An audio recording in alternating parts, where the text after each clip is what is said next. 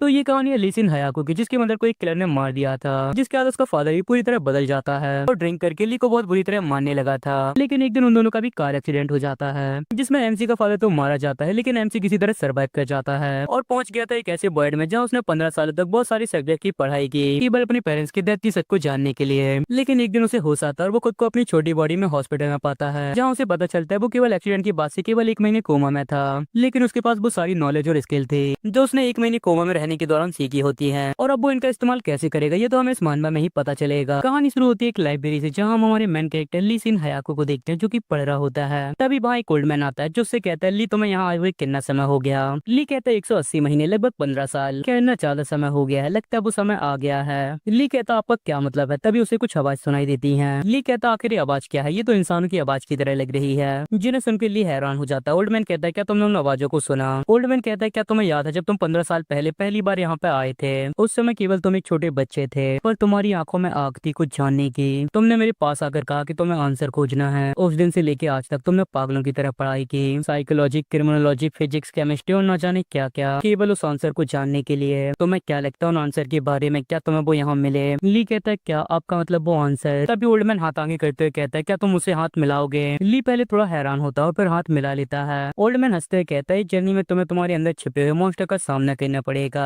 कभी कभी तुम रास्ता खोदोगे, गिर जाओगे, पर याद रखना ये गर्माहट तुम्हारे हाथों में अब भी मौजूद है, ये तुम्हें रास्ता दिखाएगी। तभी ओल्ड मैन कहता अपनी आंखें खोलो। ली कहता आपका क्या मतलब है, जिस आंसर की तुम्हें तलाश है वो यहाँ नहीं है, अब रियल वर्ल्ड में जाओ वो तुम्हें वहीं मिलेगा। और तभी ली की सिर बिजली दौड़ जाती है और उसे आवाजें सुनाई देने लगती हैं। और तभी उसे एक आदमी दिखता है जो कि बहुत बुरी हालत में होता है, जो उसे आंखें खोलने के लिए कह रहा होता है, जिससे उसकी आंखें खुल जाती हैं और वो खुद को एक हॉस्पिटल में पाता है जहाँ उसके सामने कुछ नर्स और डॉक्टर होते हैं। ली उस जगह को बड़ी हैरानी से देख रहा होता है। तभी वो अपने हाथ को देखता कि मेरा हाथ एक बच्चे की तरह क्यों है। तभी उसे अपने चेहरे का रिफ्लेक्शन दिखता कि ये सब क्या है, मैं तो काफी लंबे समय पहले एडल्ट हो चुका हूँ, कुछ समय पहले ही तो मैं प्रोफेसर के साथ था। तभी वो उस डरावनी चेहरे को याद करता है जिससे उसकी हालत खराब हो जाती है कि ये सब क्या चल रहा है। वो अपने चेहरे पे हाथ रखते हुए कहता कि असली दुनिया कौन है, क्या वो सब मेरा एक सपना था। तभी वहाँ एक नए डॉक्टर आ जाते हैं, क्या ये जाग गया, और वो उसे चेक करके कहते हैं तुम तो सच में जाग गए, कितनी अच्छी बात है, क्या तुम ठीक हो। ली कहता हाँ मैं ठीक हूँ, पर उससे पहले मैं यहाँ कितने समय से हूँ। प्रोफेसर और डॉक्टर एक दूसरे को देखते हुए कहते हैं लगभग 1 महीना, जिस पर डॉक्टर भी हाँ कहते हैं। ली सोचता है क्या मैं पूरे 1 महीने कोमा में था, और कहता है यहाँ वेंटिलेटर नहीं है, इसका मतलब मेरी बॉडी अच्छे से काम कर रही है। तभी प्रोफेसर कहते हैं क्या हमारे हयाको को पहले से मेडिकल में इंटरेस्ट था। हयाको हैरान होते कहता हाँ मुझे इस पर काफी दिलचस्पी है, और सोचता है मैं इसे नहीं बता सकता कि मैंने इसे अपने सपने में सीखा है। फिर तो तुम ये जानने के लिए भी क्यूरियस होगी जब तुम कोमा में थे तो तुम्हारी बॉडी किस तरह काम कर रही थी। और हयाको हाँ कहता है। प्रोफेसर कहते ये काफी अजीब केस था, इसलिए मैं भी काफी ज्यादा क्यूरियस था।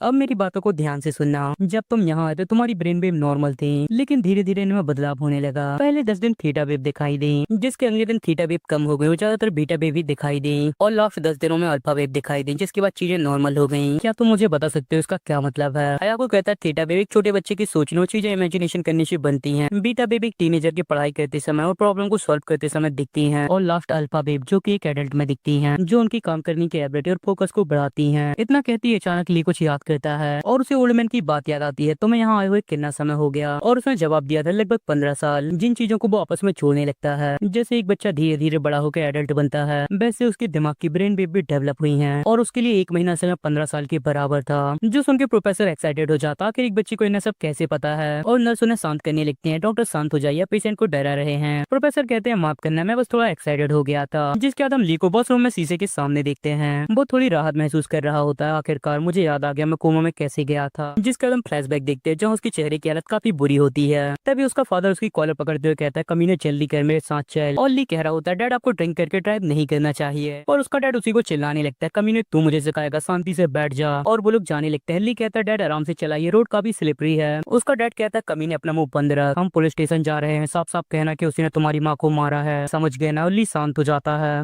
तभी ली चिल्लाते हुए कहता है डैड सामने देखिए, जहाँ उनकी कार के सामने एक बंदा आ गया होता है, जिसे बचाने के चक्कर में उनकी कार डिसबैलेंस हो जाती है और उनकी कार ऊंचाई से गिर के बहुत बुरी तरह क्रैश कर जाती है, जिसमें आखिर में उसके डैड मारे जाते हैं। लेकिन ली बच जाता है और 1 महीने के लिए कोमा में चला जाता है। ली सोचता है क्या वो सिर्फ एक सपना था, मेरा बड़ा रूप, वो सभी नॉलेज, क्या वो सभी एक सपना था। तभी उसे एक आवाज आती है क्या सिर दर्द है। डॉक्टर कुछ बकवास कर रहा था कि मेरा एमी गडाला छोटा है और मेरी हार्ट बीट भी नॉर्मल से कम है, शायद एक कमीने मुझसे पैसा निकलवाना चाहते हैं। एक छोटे से एक्सीडेंट के हिसाब से उन्होंने कुछ ज्यादा ही नहीं कर दिया। खैर मुझे आज छुट्टी मिलने वाली है, इस समय मेरा घर जाना थोड़ा मुश्किल है, मेरा सामान पैक करके मुझे कार से बाहर लेने आओ। हाँ कमीने बाद में मैं इसकी भरपाई कर दूंगा। यहाँ दूसरी तरफ ली शांति से कुछ सोच रहा होता है। उसे पता होता है छोटे एमी गडाला और लो हार्ट रेट का क्या मतलब है, और वो याद करने लगता है एमी गडाला सिंपैथी, गिल्ट और कॉन्शियसनेस है। दूसरे शब्दों में ये दिमाग का वो हिस्सा है जो कि इमोशन को कंट्रोल करता है। डॉक्टर कहते तो क्या तुम्हें पता है छोटे एमी गडाला का क्या मतलब है? ली कहता है इसका मतलब ऐसे इंसान में नॉर्मल लोगों से कम इमोशन होते हैं। डॉक्टर कहते हो नॉर्मल से कम हार्ट रेट का क्या मतलब है? ली कहता तो उसे डर बहुत कम महसूस होगा, वो इंसान बोरियत और उदासी से भर जाएगा और वो जिंदगी में किक की तलाश करेगा। ओल्ड मैन कहता तुमने सही कहा, वो ऐसी चीज की तलाश करेगा जिससे उसकी हार्ट बीट नॉर्मल हो जाए, जिससे उसे अच्छा लगे, जैसे कि मर्डर। तभी बाथरूम का गेट खुलता है और उससे एक बंदा बाहर निकलता है जिसे ली बड़े ही ध्यान से देख रहा होता है। वो बंदा ली को देख के कहता है क्या तुम्हारा इस समय घूमना ठीक है? क्या तुम्हें पता नहीं है हम दोनों एक ही रूम में हैं, तुम इस समय काफी पॉपुलर चल रहे हो। बातें चल रही है एक बच्चा जो कि 1 महीने कोमा में था जाग गया है। ली थोड़ा सोचता है और उसके हाथ में लगी चोट की तरफ इशारा कहता है, जिसे देख के वो बंदा भी कुछ सोचने लगता है और फिर अजीब सी शक्ल बनाते हुए कहता है ये कुछ भी नहीं है, मुझे बस एक चाकू से चोट लग गई है। ली कहता है तो ऐसी बात है, मैं आशा करता हूँ आप जल्दी ठीक हो जाएं। वो बंदा कहता है शुक्रिया, तुम्हें भी जागने के लिए कांग्रेचुलेशन। मैं तुम्हें याद के तौर पर सिगरेट देना चाहता हूँ लेकिन माफ करना मेरे पास एक ही है, जिसे वो वहाँ फेंक के जाने लगता है। तो अब अपने काम से काम रख बच्चे। जिसे जाता देख ली कुछ सोचता है और फिर काउंटर के पास आ जाता है जहाँ एक नर्स काम कर रही होती है। ली कहता है नर्स। नर्स कहती है सिन्हाया को तुम यहाँ, क्या तुम्हें कोई काम है? ली कहता है वो मैं इंटरनेट इस्तेमाल करना चाहता हूँ, क्या मैं कुछ समय के लिए आपका फोन ले सकता हूँ? नर्स कहती है जरूर, तुम जानना चाहते हो भी 1 महीने में दुनिया कितनी बदल गई। और वो फोन उसे दे देती है जिस पर ली को सर्च करने लगता है। तभी उसे एक आर्टिकल मिलता है जिस पर लिखा होता है 3 दिन पहले एक 20 साल की महिला पर चाकू से हमला हुआ। जो देख के लिए आंखें बंद करके उस सीन को इमेजिन करने लगता है, जिसके बाद हम देखते हैं एक लड़की अकेले कहीं जा रही होती है। तभी उस पर कोई चाकू से हमला करता है जिसकी चाकू लड़की के दाहिने पेट से बाईं छाती तक घुस जाती है, जिससे ली को पता चल जाता है किलर बाएं हाथ का इस्तेमाल करता है, मतलब वो लेफ्ट हैंडेड है। और वो आर्टिकल की और उस बंदे की बातों को आपस में कनेक्ट करने लगता है। जहाँ उस बंदे ने कहा होता है वो 3 दिन से यहीं डला है और वो सोचने लगता है 3 दिन पहले इसके 99% चांस है कि उस व्यक्ति ने हाल ही में मर्डर करने की कोशिश की है। जिसके बाद वो नर्स को फोन वापस कर देता है, आपका धन्यवाद, मेरा काम पूरा हो गया। नर्स कहती है अगर तुम्हें दोबारा किसी चीज की जरूरत हो तो जरूर बताना। तभी ली सोचने लगता है मुझे आश्चर्य है, क्या मैंने जो भी सपने में सीखा वो सब सच है? क्या ये सच में काम करेगा? और फोन बूथ की तरफ देखते हुए कहता है बचा हुआ 1% मैं इसे खुद ही बाहर लाऊंगा। और वो उस बंदे की बची हुई सिगरेट को निकाल के देखने लगता है जिसे उसने उठा ली होती है। जिसके बाद वो फोन बूथ के अंदर आ जाता है और कहता है लेकिन क्यों, मुझे हंसने का मन क्यों कर रहा है? और हम देखते हैं वो काफी क्रीपी से स्माइल कर रहा होता है। जिसके बाद हम बुसान पुलिस स्टेशन में देखते हैं जहाँ सेंजोन नाम के बंदे का बॉस उसे डांट रहा होता है, क्या तुम्हें शर्म नहीं आ रही? तुमसे 16 साल नीचे का जूनियर तुमसे पहले प्रमोट होने वाला है और तुम मुझसे छुट्टी मांग रहे हो। एक बार अपना स्कोर देखो, क्या तुम मजाक करने के लिए डिटेक्टिव बने हो? अगर तुमने अपना स्कोर नहीं सुधारा तो ये बार मैं भी कुछ भी नहीं कर पाऊंगा, समझ आया ना? और सेंजन केवल चुपचाप डांट खाता रहता है। जिसके बाद सेंजन बड़ी चिंता में बैठा ही होता है, पर तभी फोन बजने लगता है। दूसरी तरफ से आवाज आती है, क्या तुम्हें 3 दिन पहले का चाकू वाला केस याद है, वो लड़की जिस पर हमला हुआ था? सेंजन कहता है माफ करना कि तुम्हारा क्या मतलब है? ली कहता अपराधी जोजांग हान है जो डेहान हॉस्पिटल के रूम नंबर 1407 पे है। सुजन कहता आखिर तुम कौन हो, कहाँ से बात कर रहे हो? यहाँ ली सोच रहा होता है भले ही मैंने अपनी आवाज और टोन बदल ली हो फिर भी मेरी आवाज बहुत ज्यादा नहीं बदली। सबसे बड़ी बात की ऐसी कोई पुलिस अचानक से की गई बातचीत पर काम नहीं करेगी। मुझे ऐसी इन्फॉर्मेशन देनी होगी जो केवल इस केस से जुड़े लोगों को ही पता हो और न्यूज में ना बताई गई हो। और वो कहता है विक्टिम के कपड़ों में अपराधी के खून के निशान पाए गए हैं ना, जो सुन के सुजन हैरान हो जाता है। तभी ली कहता है चाकू मारते समय फिसलने से लगी चोट से अपराधी का खून विक्टिम के कपड़ों में लग गया। अपराधी के बाएं हाथ के इंडेक्स फिंगर पर चोट है। अपराधी ने इस केस से पहले इस एरिया में पहले भी क्राइम किए हैं। ये तो केवल शुरुआत थी पर इसके बहुत चांस है कि आगे चल के वो एक सीरियल किलर बन जाए। जो सुन के सूजन बहुत ही शौक में होता है और उसे बड़े ही ध्यान से सुन रहा होता है। यहाँ ली सोच रहा होता है उन्होंने अभी तक कॉल नहीं काटा, इसका मतलब उन्हें लग रहा है ये कोई फेक कॉल नहीं है। अब मेरे ट्रम्प कार्ड को चलने का समय आ गया है। ली कहता है मेरे पास वो सिगरेट बट है जिसे अपराधी पी रहा था, अगर आप कपड़े से मिले डीएनए और इसकी जांच करें तो आपको एक ठोस सबूत मिल जाएगा। और ली सोचने लगता है मैंने कुछ ऐसी चीजें तैयार कर दी है जिससे कार्रवाई बिना किसी टाइम के शुरू हो जाएगी। ली कहता अपराधी को आज छुट्टी दी जा रही है, अगर आप उसे आज नहीं पकड़ पाए तो उसे पकड़ना मुश्किल हो जाएगा। तभी वो अपना दूसरा दाव भी चल देता है, डिटेक्टिव इस मौके को हाथ से मत जाने दो, ये एक सीरियल किलर को पकड़ने का गोल्डन चांस है। जो सुन के सीजन की आंखें फटी की फटी रह जाती है और ली फोन को काट देता है। यहाँ सीजन अभी भी सोच में पड़ा होता है। तभी उसका जूनियर वहाँ आता है, सीनियर क्या आपने अभी भी खाना नहीं खाया, क्या आपको दोबारा टीम लीडर से डांट पड़ी है? तभी सीजन कहता है क्या उस महिला के केस की डीएनए रिपोर्ट आ गई? उसका जूनियर कहता है शायद मुझे लगता है वो आ जाने वाली है। जो सुन के सूजन दोबारा सोचना पड़ जाता है और तभी वो अपना मन बना लेता है और वहाँ से भागने लगता है। उनसे कहो वो अभी नेशनल फॉरेंसिक सर्विस जाके उसकी जांच करो, तुम मेरे साथ आओ। जूनियर कहता आखिर आपका क्या मतलब, और वो भी उसके पीछे जाने लगता है। जिसका हम हॉस्पिटल में देखते हैं जहाँ ली उनका इंतजार कर रहा होता है। तभी वहाँ एक गाड़ी रुकती है जिसमें डिटेक्टिव होते हैं और वो लोग हॉस्पिटल के अंदर जाने लगते हैं, जिन्हें देख के ली स्माइल कर रहा होता है। सूजन एक नर्स से कहता है ये पुलिस है, क्या कमरा नंबर 1407 में जोजांग नाम का कोई पेशेंट है? नर्स कहती है माफ कीजिएगा आखिर ये सब क्या है? हमें 3 दिन पहले रिपोर्ट मिली थी कि मरीज जोजांग एक मर्डर के मामले में शामिल है। जो सुन के नर्स हैरान हो जाती है, 1 मिनट रुकी और वो वहाँ से चली जाती है। तभी ली वहाँ आता है जो कि उन्हें सिगरेट का भर दिखाता है। सूजन कहता बच्चे तुम्हें कहाँ से मिला? ली कहता कुछ साल पहले एक बड़े बच्चे ने मुझसे कहा था कि जब पुलिस ऑफिसर यहाँ है तो मैं उन्हें ये दे दूं।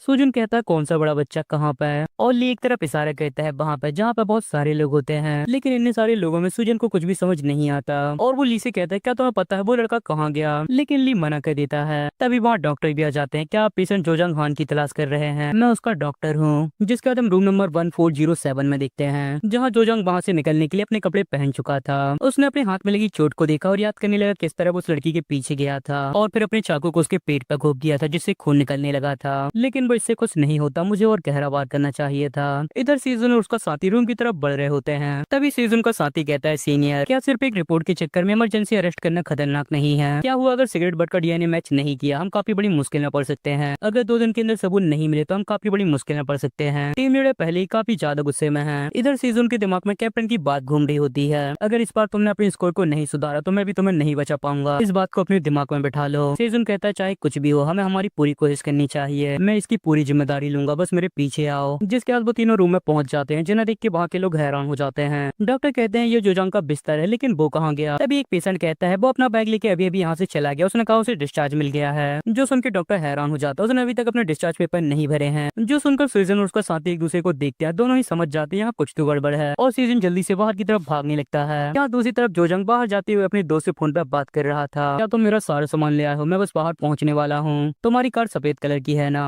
और कॉल काट के बड़ी ही ईविल स्माइल के साथ बाहर की तरफ जाने लगता है। तभी उसे कब आ जाती है क्या हॉस्पिटल का बिल भरे बिना ही तुम्हें डिस्चार्ज मिल गया? और जोजंग हैरान होते हुए पीछे पलटता है जहाँ ली खड़ा होकर मुस्कुरा रहा था, जिसे देख के जोजंग को सुकून मिलता है कि उसके सामने केवल एक बच्चा है। जोजंग कहता है किसने कहा कि मैंने बिल नहीं भरा और तुम यहाँ पे क्या कर रहे हो? ली कहता है मैं बस तुम्हें ही ढूंढ रहा था, बस एक सवाल करना है। और कहता है जब तुमने उस लड़की के पेट में चाकू मारा था तब तुम्हें कैसा लग रहा था? जो सुन के जोजंग एक पल के लिए वहीं जम गया और हैरानी और शक के साथ उस बच्चे की आंखों में गौर से देखने लगा। उसे एहसास हुआ कि ये बच्चा असल में कोई आम बच्चा नहीं है। वो ली के करीब आता है और मुस्कुराते हुए कहता है क्या तुम जानना चाहते हो जब चाकू हड्डियों से टकराता है तो उंगलियों में कंपन सी महसूस होती है? तभी ली उसे बीच में ही टोक देता है बस करो, क्या तुम्हें लगता है कि तुमने बहुत बड़ा काम किया है? सच तो यह है कि तुम्हारे अंदर हिम्मत नहीं थी सामने से वार करने की, इसीलिए पीछे से हमला किया और भागते हुए कार से टकरा गए। असल में तुम बहुत ज्यादा डरे हुए थे। ली की बात सुन के जोजंग गुस्से से बहुत ज्यादा तिलमिला उठता है और ली की कॉलर पकड़ लेता है, मेरे सामने ज्यादा मत बोल वरना अच्छा नहीं होगा। तभी ली उसे देख के हंसने लगता है, जो देख के जोजंग को और गुस्सा आ गया और उसने ली को मारने के लिए अपना हाथ उठा लिया। शायद तुझे पता नहीं है बड़े लोगों से कैसे बात करनी चाहिए, तू मार खा कर ही सुधरेगा।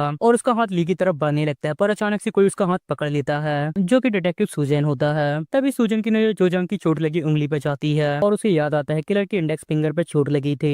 जोजंग कहता कुछ गलत फहमी है, ये बच्चा तो काफी प्यारा है। सेजुन कहता है क्या तुम जोजंग हो? जोजंग कहता है क्या तुम मुझे जानते हो? सेजुन कहता है ये पुलिस है, तुम्हें इमरजेंसी अरेस्ट किया जाता है। जो सुन के जोजंग हैरान हो जाता है, क्या मुझे मुझे क्यों? तभी सेजुन का साथी भी आ जाता है। सेजुन कहता है तुम्हें चुप रहने का अधिकार है, अब तुम्हें खुद के लिए एक वकील ढूंढने की जरूरत है। जो सुन के जोजंग को एहसास हो जाता है उसका राज बाहर आ गया है और वो सेजुन को धक्का देके वहाँ से भागने लगता है। सेजुन अपने साथी से कहता है जल्दी उस कमीने को पकड़ो, वो हमारे हाथ से ना निकल पाए। यहाँ ली बड़े ही आराम से जोजंग के सामने अपना पैर लगा देता है जिससे वो अनबैलेंस होकर गिर जाता है और डिटेक्टिव उसे पकड़ लेते हैं और उसे अपने साथ ले जाने लगते हैं। जोजंग कहता है ये तुम लोग क्या कर रहे हो, मुझे जाने दो। क्या पुलिस एक पेशेंट के साथ ऐसा करती है? पर वो लोग उसकी बात पे ध्यान नहीं देते, शांत हो जाओ। तभी सेजुन की नीचे ली पे जाती है। सेजुन कहता है इसे कार में बैठाओ, मैं थोड़ी देर में आता हूँ। उसका साथी कहता है सीनियर माफ करना, आप कहाँ जा रहे हैं? तभी सेजुन ली के पास आ जाता है। सेजुन कहता है तुम्हें पहले वाली लड़की के बारे में याद है ना? ली हाँ करता है, बहुत अच्छी बात है। जिस लड़के ने तुम्हें ये दिया क्या उसने कुछ और भी कहा था? तभी प्रोफेसर वहाँ पे आ जाते हैं, आखिर यहाँ पे क्या चल रहा है? मैं इस पेशेंट का डॉक्टर हूँ, क्या कोई प्रॉब्लम है? सेजुन कहता हम पुलिस से हैं, हम एक इन्फॉर्मेशन के चलते यहाँ पे आए हैं। ऐसा लगता है ये बच्चा इन्फॉर्मेशन देने वाले से मिला है, इसीलिए हम कुछ क्वेश्चन पूछना चाहेंगे। डॉक्टर कहते तो ऐसी बात है, लेकिन ये बच्चा हाल ही में कोमा से जागा है इसीलिए ठीक नहीं है। ली कहता है डॉक्टर मैं ठीक हूँ। डॉक्टर कहते क्या तुम सच में ठीक हो? ली हाँ कहता है। ली कहता है डिटेक्टिव उस बड़े लड़के ने मुझसे कहा था जोजंग हान का एमी गडाला छोटा और हार्ट बीट कम है, उसे एंटी सोशल पर्सनैलिटी डिसऑर्डर है, वो दूसरों को कंट्रोल करना चाहता है और वो अभी डिप्रेस्ड हालत में है। सीजन कहता है डिप्रेस से तुम्हारा क्या मतलब है? ली कहता है ये एक सीरियल किलर की शुरुआती लक्षण है, अपना पहला मर्डर या मर्डर न कर पाने की कोशिश का डिप्रेशन, जब वो इतना जोखिम उठा के क्राइम करते हैं लेकिन अपनी उम्मीद से कम सेटिस्फाई महसूस करते हैं या फिर बुरा महसूस करते हैं तो डिप्रेशन में चले जाते हैं। प्रॉब्लम यह है कि वो अपने अगले क्राइम के साथ इस डिप्रेशन पर काबू करने की कोशिश करते हैं, इसीलिए अगला क्राइम केवल एक कोशिश नहीं होती, अगर अगला क्राइम सफल हो जाता है तो वो दूसरा क्राइम करते हैं और फिर एक के बाद एक किसी करते जाते हैं। और क्या आपको ये पता है वो एक सीरियल किलर बन जाते हैं। और ये बातें सुन के सेजुन बहुत हैरान हो रहा होता है, अगर हमने जोजंग हान को अकेला छोड़ दिया होता तो बिना किसी शक के एक और विक्टिम होता। सीजन कहता है तो क्या उस बड़े लड़के ने तुम्हें ये सब बताया था? ली हाँ कहता है, लेकिन सीजन को कुछ अजीब लगता है। तभी डॉक्टर कहते हैं मुझे लगता है अब इसे आराम की जरूरत है। हया को क्या हम तुम्हारी कमरे में वापस चलें? और वो एक नर्स से कह के उसे उसके कमरे में भेज देते हैं। तभी सेजुन कहता है डॉक्टर क्या इस बच्चे के पेरेंट्स पुलिस फोर्स में हैं? डॉक्टर कहते हैं नहीं, वो सब पहले ही मर चुके हैं। सेजुन कहता है तो ऐसी बात है। तभी डॉक्टर कहते हैं अब मैं आपसे माफी चाहता हूँ और वो वहाँ से चले जाते हैं। लेकिन सेजुन उस पर शक करने लगता है। क्या ऐसा पॉसिबल है कि एक छोटा बच्चा किसी गुजरते हुए इंसान की बात को इस तरह याद रखे और इतनी सफाई से बिना किसी गलती के बोल जाए? मैं चाहे इसे किसी भी नजर से देखूं, ऐसा लगता है ये बातें उस बच्चे ने खुद से कही हैं, बिल्कुल एक प्रोफाइलर की तरह। वैसे प्रोफाइलर का आसान भाषा में मतलब जिसके पास सभी जानकारी होती है। जिसके बाद हम कुछ दिन बाद का सीन देखते हैं जहाँ जोजांग की न्यूज ही चल रही होती है कि कुछ दिन पहले जिस लड़की पे चाकू से हमला किया गया था उसके अपराधी को पकड़ लिया गया है जो कि 20 साल का है। उसका नाम जोजांग खान है और पुलिस को शक है कि उसने और भी क्राइम किए हैं। ये हाल ही सोच रहा होता है मैंने जो भी कोमा में सीखा वो असल में भी काम आया, ये बिल्कुल भी एक आम सपना नहीं था। तभी एक छोटी लड़की उसकी तरफ देखने लगती है। ली को एहसास होता है कि वो उसके स्नैक्स के बैग को देख रही है। ली कहता है क्या तुम्हें चाहिए? वो लड़की हाँ कहती है। ली उसे पूरा का पूरा बैग दे देता है। ली सोचता है काफी अच्छा हो, इन सभी को मैं अकेले नहीं खा पाता।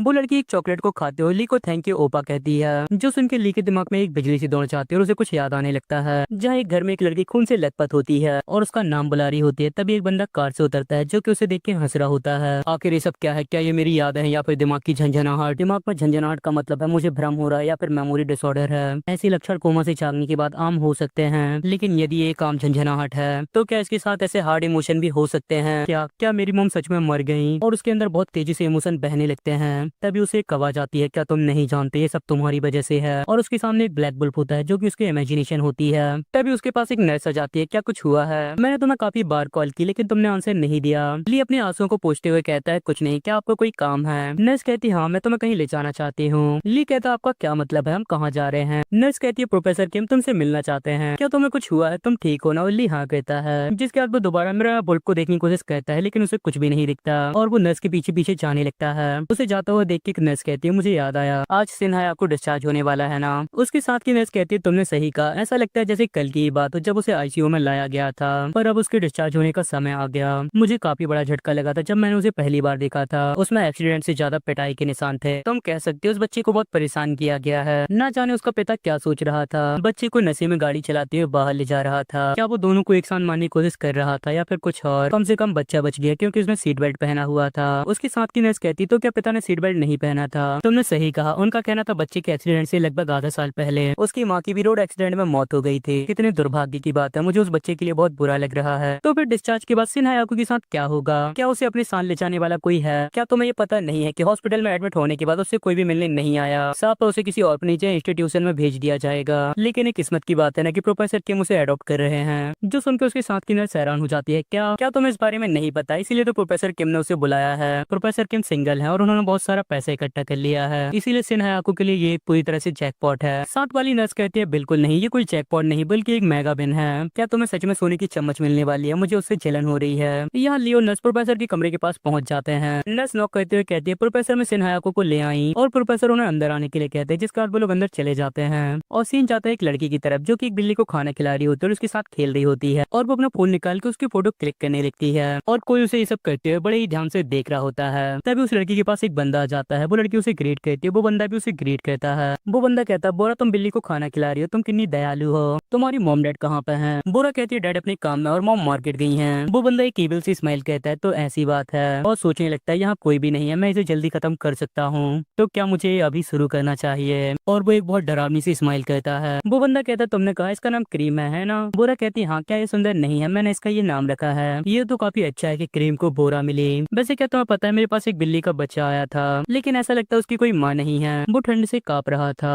और बिल्ली का बच्चा सुन के बोरा एक्साइटेड हो जाते। क्या एक बिल्ली का बच्चा? क्या बोरा उसे लेके उसे पालना चाहती है? मैं उसे नहीं पाल सकता। बोरा कहती क्या सच में? क्या मैं सच में उसे ले सकती हूँ? लेकिन ये तुम्हारे और मेरे बीच का सीक्रेट है, अपनी मॉम को इस बारे में मत बताना। और बोरा भी हाँ कहती है, जिसके बाद वो उसके साथ जाने लगती है। बोरा कहती है बिल्ली के बच्चे कमजोर होते हैं, हमें उन्हें गर्म करना होगा वरना वो मर जाएगा। ऐसी बात है तो फिर हमें जल्दी करना होगा। जिसके बाद हम हॉस्पिटल में ली को देखते हैं, जिसके सामने बहुत सारी कोल्ड ड्रिंक रखी होती है। प्रोफेसर कहते हैं मुझे नहीं पता तुम्हें क्या पसंद है, इसलिए मैंने इन सभी को यहाँ रख दिया। वैसे अब तुम कैसे हो? ली कहता हाँ मैं ठीक हूँ। ये तो काफी अच्छी बात है, आखिर आज तुम्हें डिस्चार्ज मिलने वाला है। क्या तुम्हारे पास फ्यूचर के लिए कोई प्लान है? हायाकू मुझे तुमसे एक इम्पोर्टेंट बात करनी है। मेरे घर में काफी सारे खाली कमरे हैं, अगर तुम्हें कोई प्रॉब्लम नहीं है तो क्या तुम मेरे साथ मेरे घर में रहना चाहोगे? पर ली शायद कुछ समझ नहीं पाता। मेरा मतलब अगर तुम मेरे बेटे बन जाओ तो मैं तुम्हारी स्कूल की हर चीज में मदद कर सकता हूँ और हायाकू जो भी ड्रीम या करियर हासिल करना चाहता है मैं उसमें भी तुम्हारी मदद कर सकता हूँ। जो सुन के हायाकू सोचने लगता है ये काफी अच्छा आइडिया है। यदि मुझे इस तरह डिस्चार्ज किया गया तो एक अनाथ होने के कारण मुझे कोई भी कानून कानूनी अधिकार नहीं दिए जाएंगे, इसीलिए अकेले रहना लगभग नामुमकिन होगा और न ही मेरे पास किसी तरह का फाइनेंशियल सपोर्ट होगा। आखिर में मुझे एक ऑर्फनेज जैसी जगह में जाने के लिए मजबूर होना पड़ेगा। तो इस प्रपोजल को एक्सेप्ट करना काफी अच्छा आइडिया है। खैर वो चीज काश मेरी आंखों के सामने ना होती। और हम देखते हैं उसके सामने उसके मरे हुए डैड होते हैं जो कहते हैं मुझे इस तरह बना के क्या तुम्हें लगता है कि तुम अपने पैर फैला के आराम कर सकते हो। ली सोचता है इल्यूसिनेशन। लंबे कोमा से जागने के बाद ब्रेन की एक्टिव होने वाली प्रक्रिया के दौरान होने वाली यादों का भ्रम। सीधी सी बात है वो काफी लंबे समय में कोमा में था, इसीलिए उसका दिमाग थोड़ा सुन्न हो गया था और अब चूंकि वो जाग चुका है तो उसका दिमाग खुद को प्रिपेयर कर रहा है, जिसके प्रिपेयर होने के दौरान उसे चीजों का भ्रम हो रहा है। पर वो सोचने लगता है लेकिन क्या ये सच में इल्यूसिनेशन है, क्या होगा अगर सच में ऐसा कुछ हुआ है जिसे मैं याद नहीं कर पा रहा। तभी प्रोफेसर कहते हैं सिन्हा को इसके बारे में क्या ख्याल है, मेरे साथ एक साथ रहना तुम क्या सोचते हो।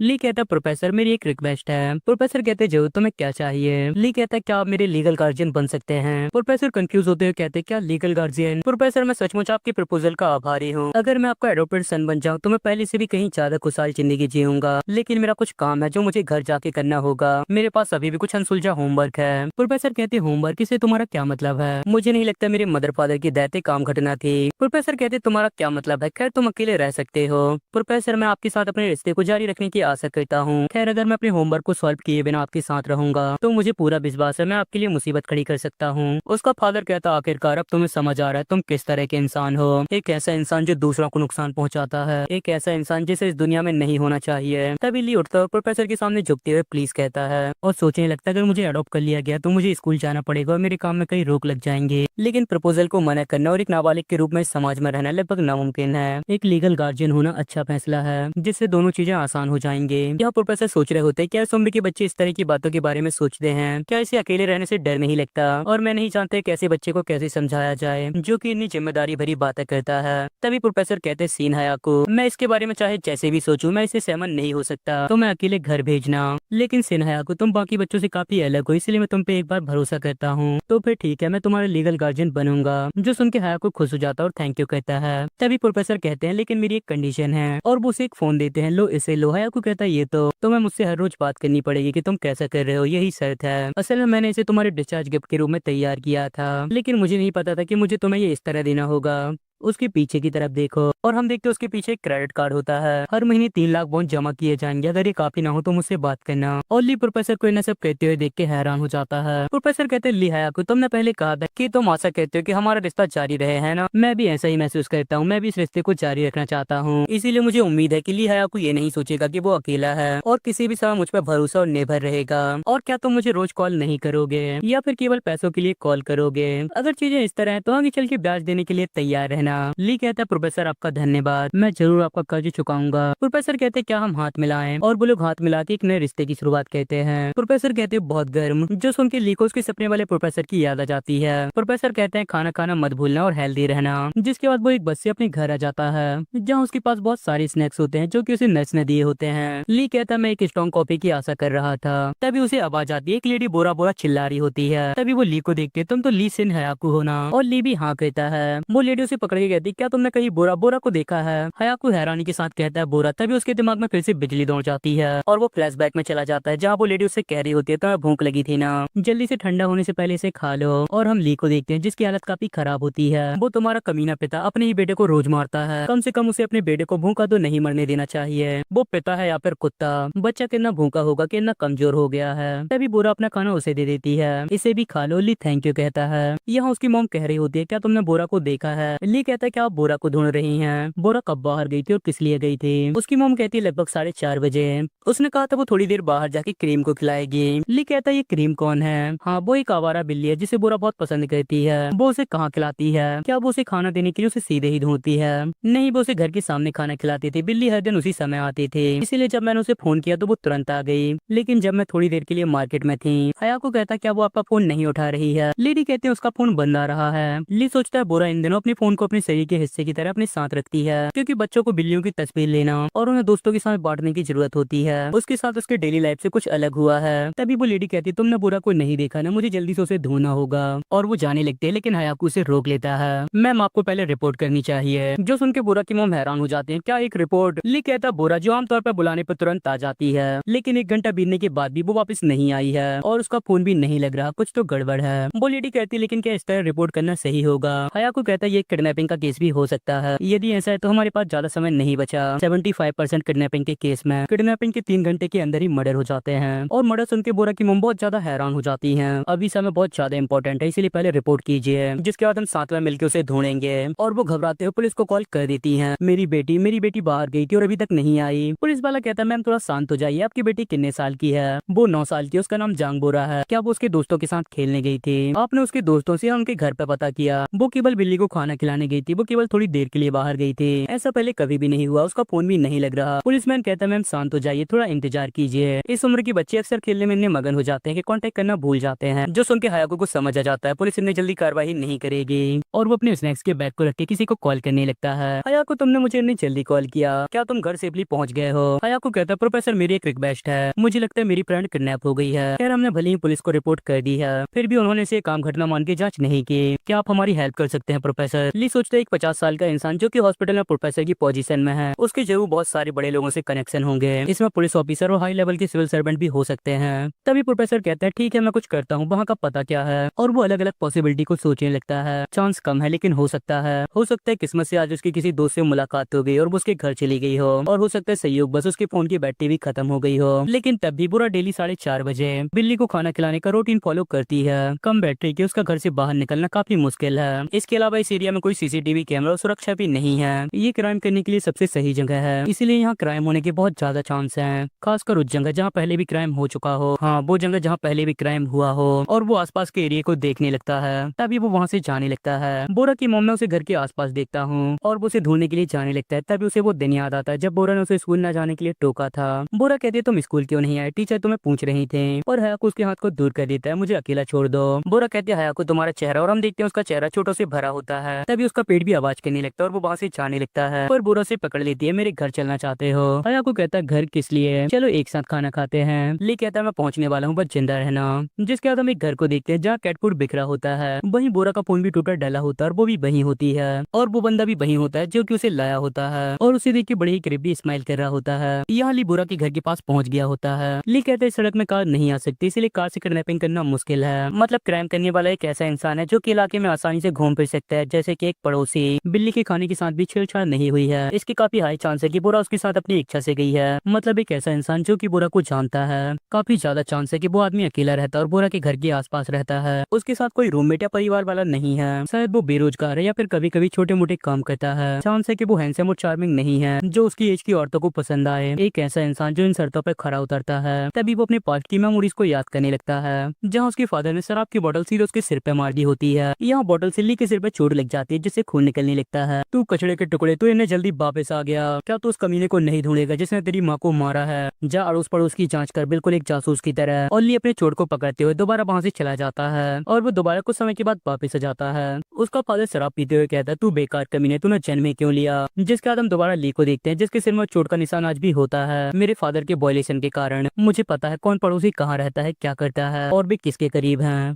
और वो सभी चीजों को आपस में कनेक्ट करने लगता है। एक जाना पहचाना पड़ोसी, बेरोजगार और जिन्हें लड़कियां पसंद नहीं करती। तभी उसके दिमाग में दो बंदे आते हैं। ये दोनों आदमी, इन दोनों में से बोरा की सबसे करीब रहने वाला जुनताई, और वो उसके घर की तरफ बढ़ने लगता है। जुनताई 35 साल अकेला रहता है, मजदूरी करता है और शराब पीना पसंद करता है। मैंने उसे अपने फादर के साथ ड्रिंक करते हुए काफी बार देखा था। जिसके बाद वो उसके घर के पास पहुंच जाता है और गेट को खोलने लगता है, लेकिन वो लॉक होता है। और यहीं पर वो सारी चीजें होती हैं जो कि हमें पहले दिखाई गई थी। बिखरा हुआ कैट फूड, टूटा हुआ मोबाइल, बोरा और क्रीपी स्माइल के साथ वही बंदा जो कि बोरा के साथ कुछ करने का प्लान बना रहा होता है। तभी उसे गेट में खटखटाने की आवाज आती है। अब आखिर ये कौन है? ली को ऐसा कुछ होने की आशा पहले से थी, इसीलिए वो जोरों से गेट को पीटने लगता है जिससे जुनताई का ध्यान भटक जाए। वो लगातार उसे जोरों से जुन जुन कह के पुकार रहा होता है और जानबूझकर बच्चे जैसी आवाज निकाल रहा होता है जिससे जुनताई सावधान न हो पाए। तभी जुनताई गुस्से से गाली देने लगता है, कौन कमीना है? ली समझ जाता है उसकी चाल काम करने लगी है। ली कहता मिस्टर जुन, मैं ली हायाको हूँ, मैंने काफी लंबे समय से आपको नहीं देखा, जल्दी बाहर आइए, मुझे कुछ बात करनी है। जुन कहता कमीने क्या तुझे मन है? ठीक है वहीं रुक, मैं आता हूँ। ली को सामने का डोर धीरे से बंद होने और खुलने का साउंड आता है जिससे उसे शक हो जाता है अंदर कुछ है जिसे वो छिपाना चाहता है। तभी जुनताई गुस्से में बाहर आ जाता है, तू छोटे कमीने, क्या तुझे ये सब करके मरना है? तू ये सब करने की हिम्मत कर रहा है? क्या तुझे बड़े लोगों का डर नहीं है? ली सोचता है काफी चांस है कि यही अपराधी हो सकता है, लेकिन अभी भी क्लियर नहीं है, इसीलिए मैं इस क्वेश्चन से डिसाइड करूंगा कि जुनताई इसे सुन के कैसा रिएक्ट करता है। और वो कहता है मैं बोरा के साथ खेलना चाहता था, क्या वो अभी भी आपके घर में है? जो सुन के जुन की आंखें एक पल के लिए ऊपर हो जाती हैं और वो लड़खड़ाते हुए कहता है तुम किस बारे में बात कर रहे हो? आखिर बोरा यहाँ क्यों होगी? वो यहाँ पे नहीं है। जल्दी करो यहाँ से चले जाओ जब तक मैं तुमसे अच्छे से बात कर रहा हूँ। ली कहता है मैंने उसे आपके साथ जाते हुए देखा था, क्या वो पहले ही घर चली गई है? और वो अंदर देखने की कोशिश करने लगता है लेकिन जोन उसके सामने आ जाता है। तूने अंदर क्या देखा? और हया कोई स्माइल करता है, उसे 100% यकीन हो जाता है कि ये वही है। तभी जोन उसकी कॉलर पकड़ लेता है, तूने असल में देखा? तभी उन्हें एक सायरन सुनाई देता है और वो उसकी तरफ देखने लगते हैं। जो देख के जोन हैरान हो जाता है क्योंकि वहाँ पुलिस आ गई होती है और वो ली की कॉलर को छोड़ देता है और हंसते हुए कहता है ये काफी परेशानी भरा है। बोरा ने मुझसे कहा कि मैं किसी को ना बताऊं कि वो मेरे यहाँ है। वो अंदर एक बिल्ली के बच्चे के साथ खेल रही है। उसकी आंखें बाईं तरफ मुड़ गई। ऐसा अक्सर नहीं होता। ऐसा अक्सर तभी होता है जब एक आदमी ऐसी बात बना रहा हो जो कि हो ही ना। ली हैरानी के साथ कहता है एक बिल्ली का बच्चा। जोन कहता हाँ वो बहुत प्यारा है, क्या तुम अंदर आके उसे देखना चाहते हो? और ली भी हाँ कर देता है, चलो तो फिर अंदर आओ, जल्दी करो अंदर आ जाओ। जिसके अंदर आते ही जोन गेट बंद कर देता और रिविल स्माइल कर रहा होता है और ली ये सारी बातें पहले से ही जानता था। जोन कहता आगे बढ़ो, अंदर चलो, बोरा तुम्हें देख के बहुत खुश होगी। यहाँ पुलिस भी इलाके में चक्कर मार रही होती है। तभी एक पुलिस वाला कहता है अचानक हमारे कैप्टन को क्या हो गया? ये वही आदमी है जो कहता था इस एरिया में पेट्रोलिंग करना बेकार है। उसके साथ का बंदा कहता है ऐसा लगता है उस पर ऊपर से कोई दबाव है। वो बंदा कहता है ऊपर से तुम्हारा क्या मतलब है? हाँ उन्होंने कहा हेडक्वार्टर ने उसे कांटेक्ट किया था। क्या हेडक्वार्टर? अचानक से ऐसा क्यों? कौन जानता, हम बस वही कर सकते हैं जो हमें कहा गया है। चलो उस तरफ देखते हैं। हाँ चलो आसपास नजर मारते हैं और फिर कॉफी पीने चलते हैं। और ये वही समय था जब ली और जोन बात कर रहे होते हैं। यहाँ ली अंदर आते ही खिड़की में कुछ लगा दिखता है। विंडो काली प्लास्टिक से ढकी है। अंदर कुछ ऐसा है जो बाहर वाले ना देख सके। इसका मतलब बोरा यहीं पे है। जोन कहता तुम क्या कर रहे हो, तुम अंदर क्यों नहीं जा रहे? तभी ली कहता है मिस्टर क्या आप इस बारे में जानते हैं? कहा जाता है हमारी शरीर की ज्यादातर नसें कनपट्टी में जुड़ी होती हैं। अगर वहाँ पे तेज झटका या चोट लग जाए तो इंसान तुरंत बेहोश हो सकता है। क्या तुमने कुछ अजीब कहा था जो तुम इस तरह की बकवास कर रहे हो? मैं अभी बच्चा हूँ इसीलिए मेरे हाथ कनपट्टी तक नहीं पहुँच सकते, लेकिन इन सीढ़ियों पर चढ़ने के बाद मेरी हाइट भी तुम्हारी बराबर आ गई। और जोन को उसकी कोई भी बात समझ में नहीं आती आखिर क्या चल रहा है। तभी ली उसका ध्यान भटकाने के लिए एक तरफ देखने लगता है। जो देख के जोन भी उस तरफ देखने लगता है, जिसका फायदा उठा के ली उसके सिर बोले तो कनपट्टी पे अपने खून से स्ट्राइक कर देता है, जिससे जोन अनबैलेंस होकर गिरने लगता है। जैसी उम्मीद थी क्योंकि एक बच्चे का शरीर है, एक बार से काम नहीं चलेगा भले ही मेरा निशाना ठीक क्यों ना हो।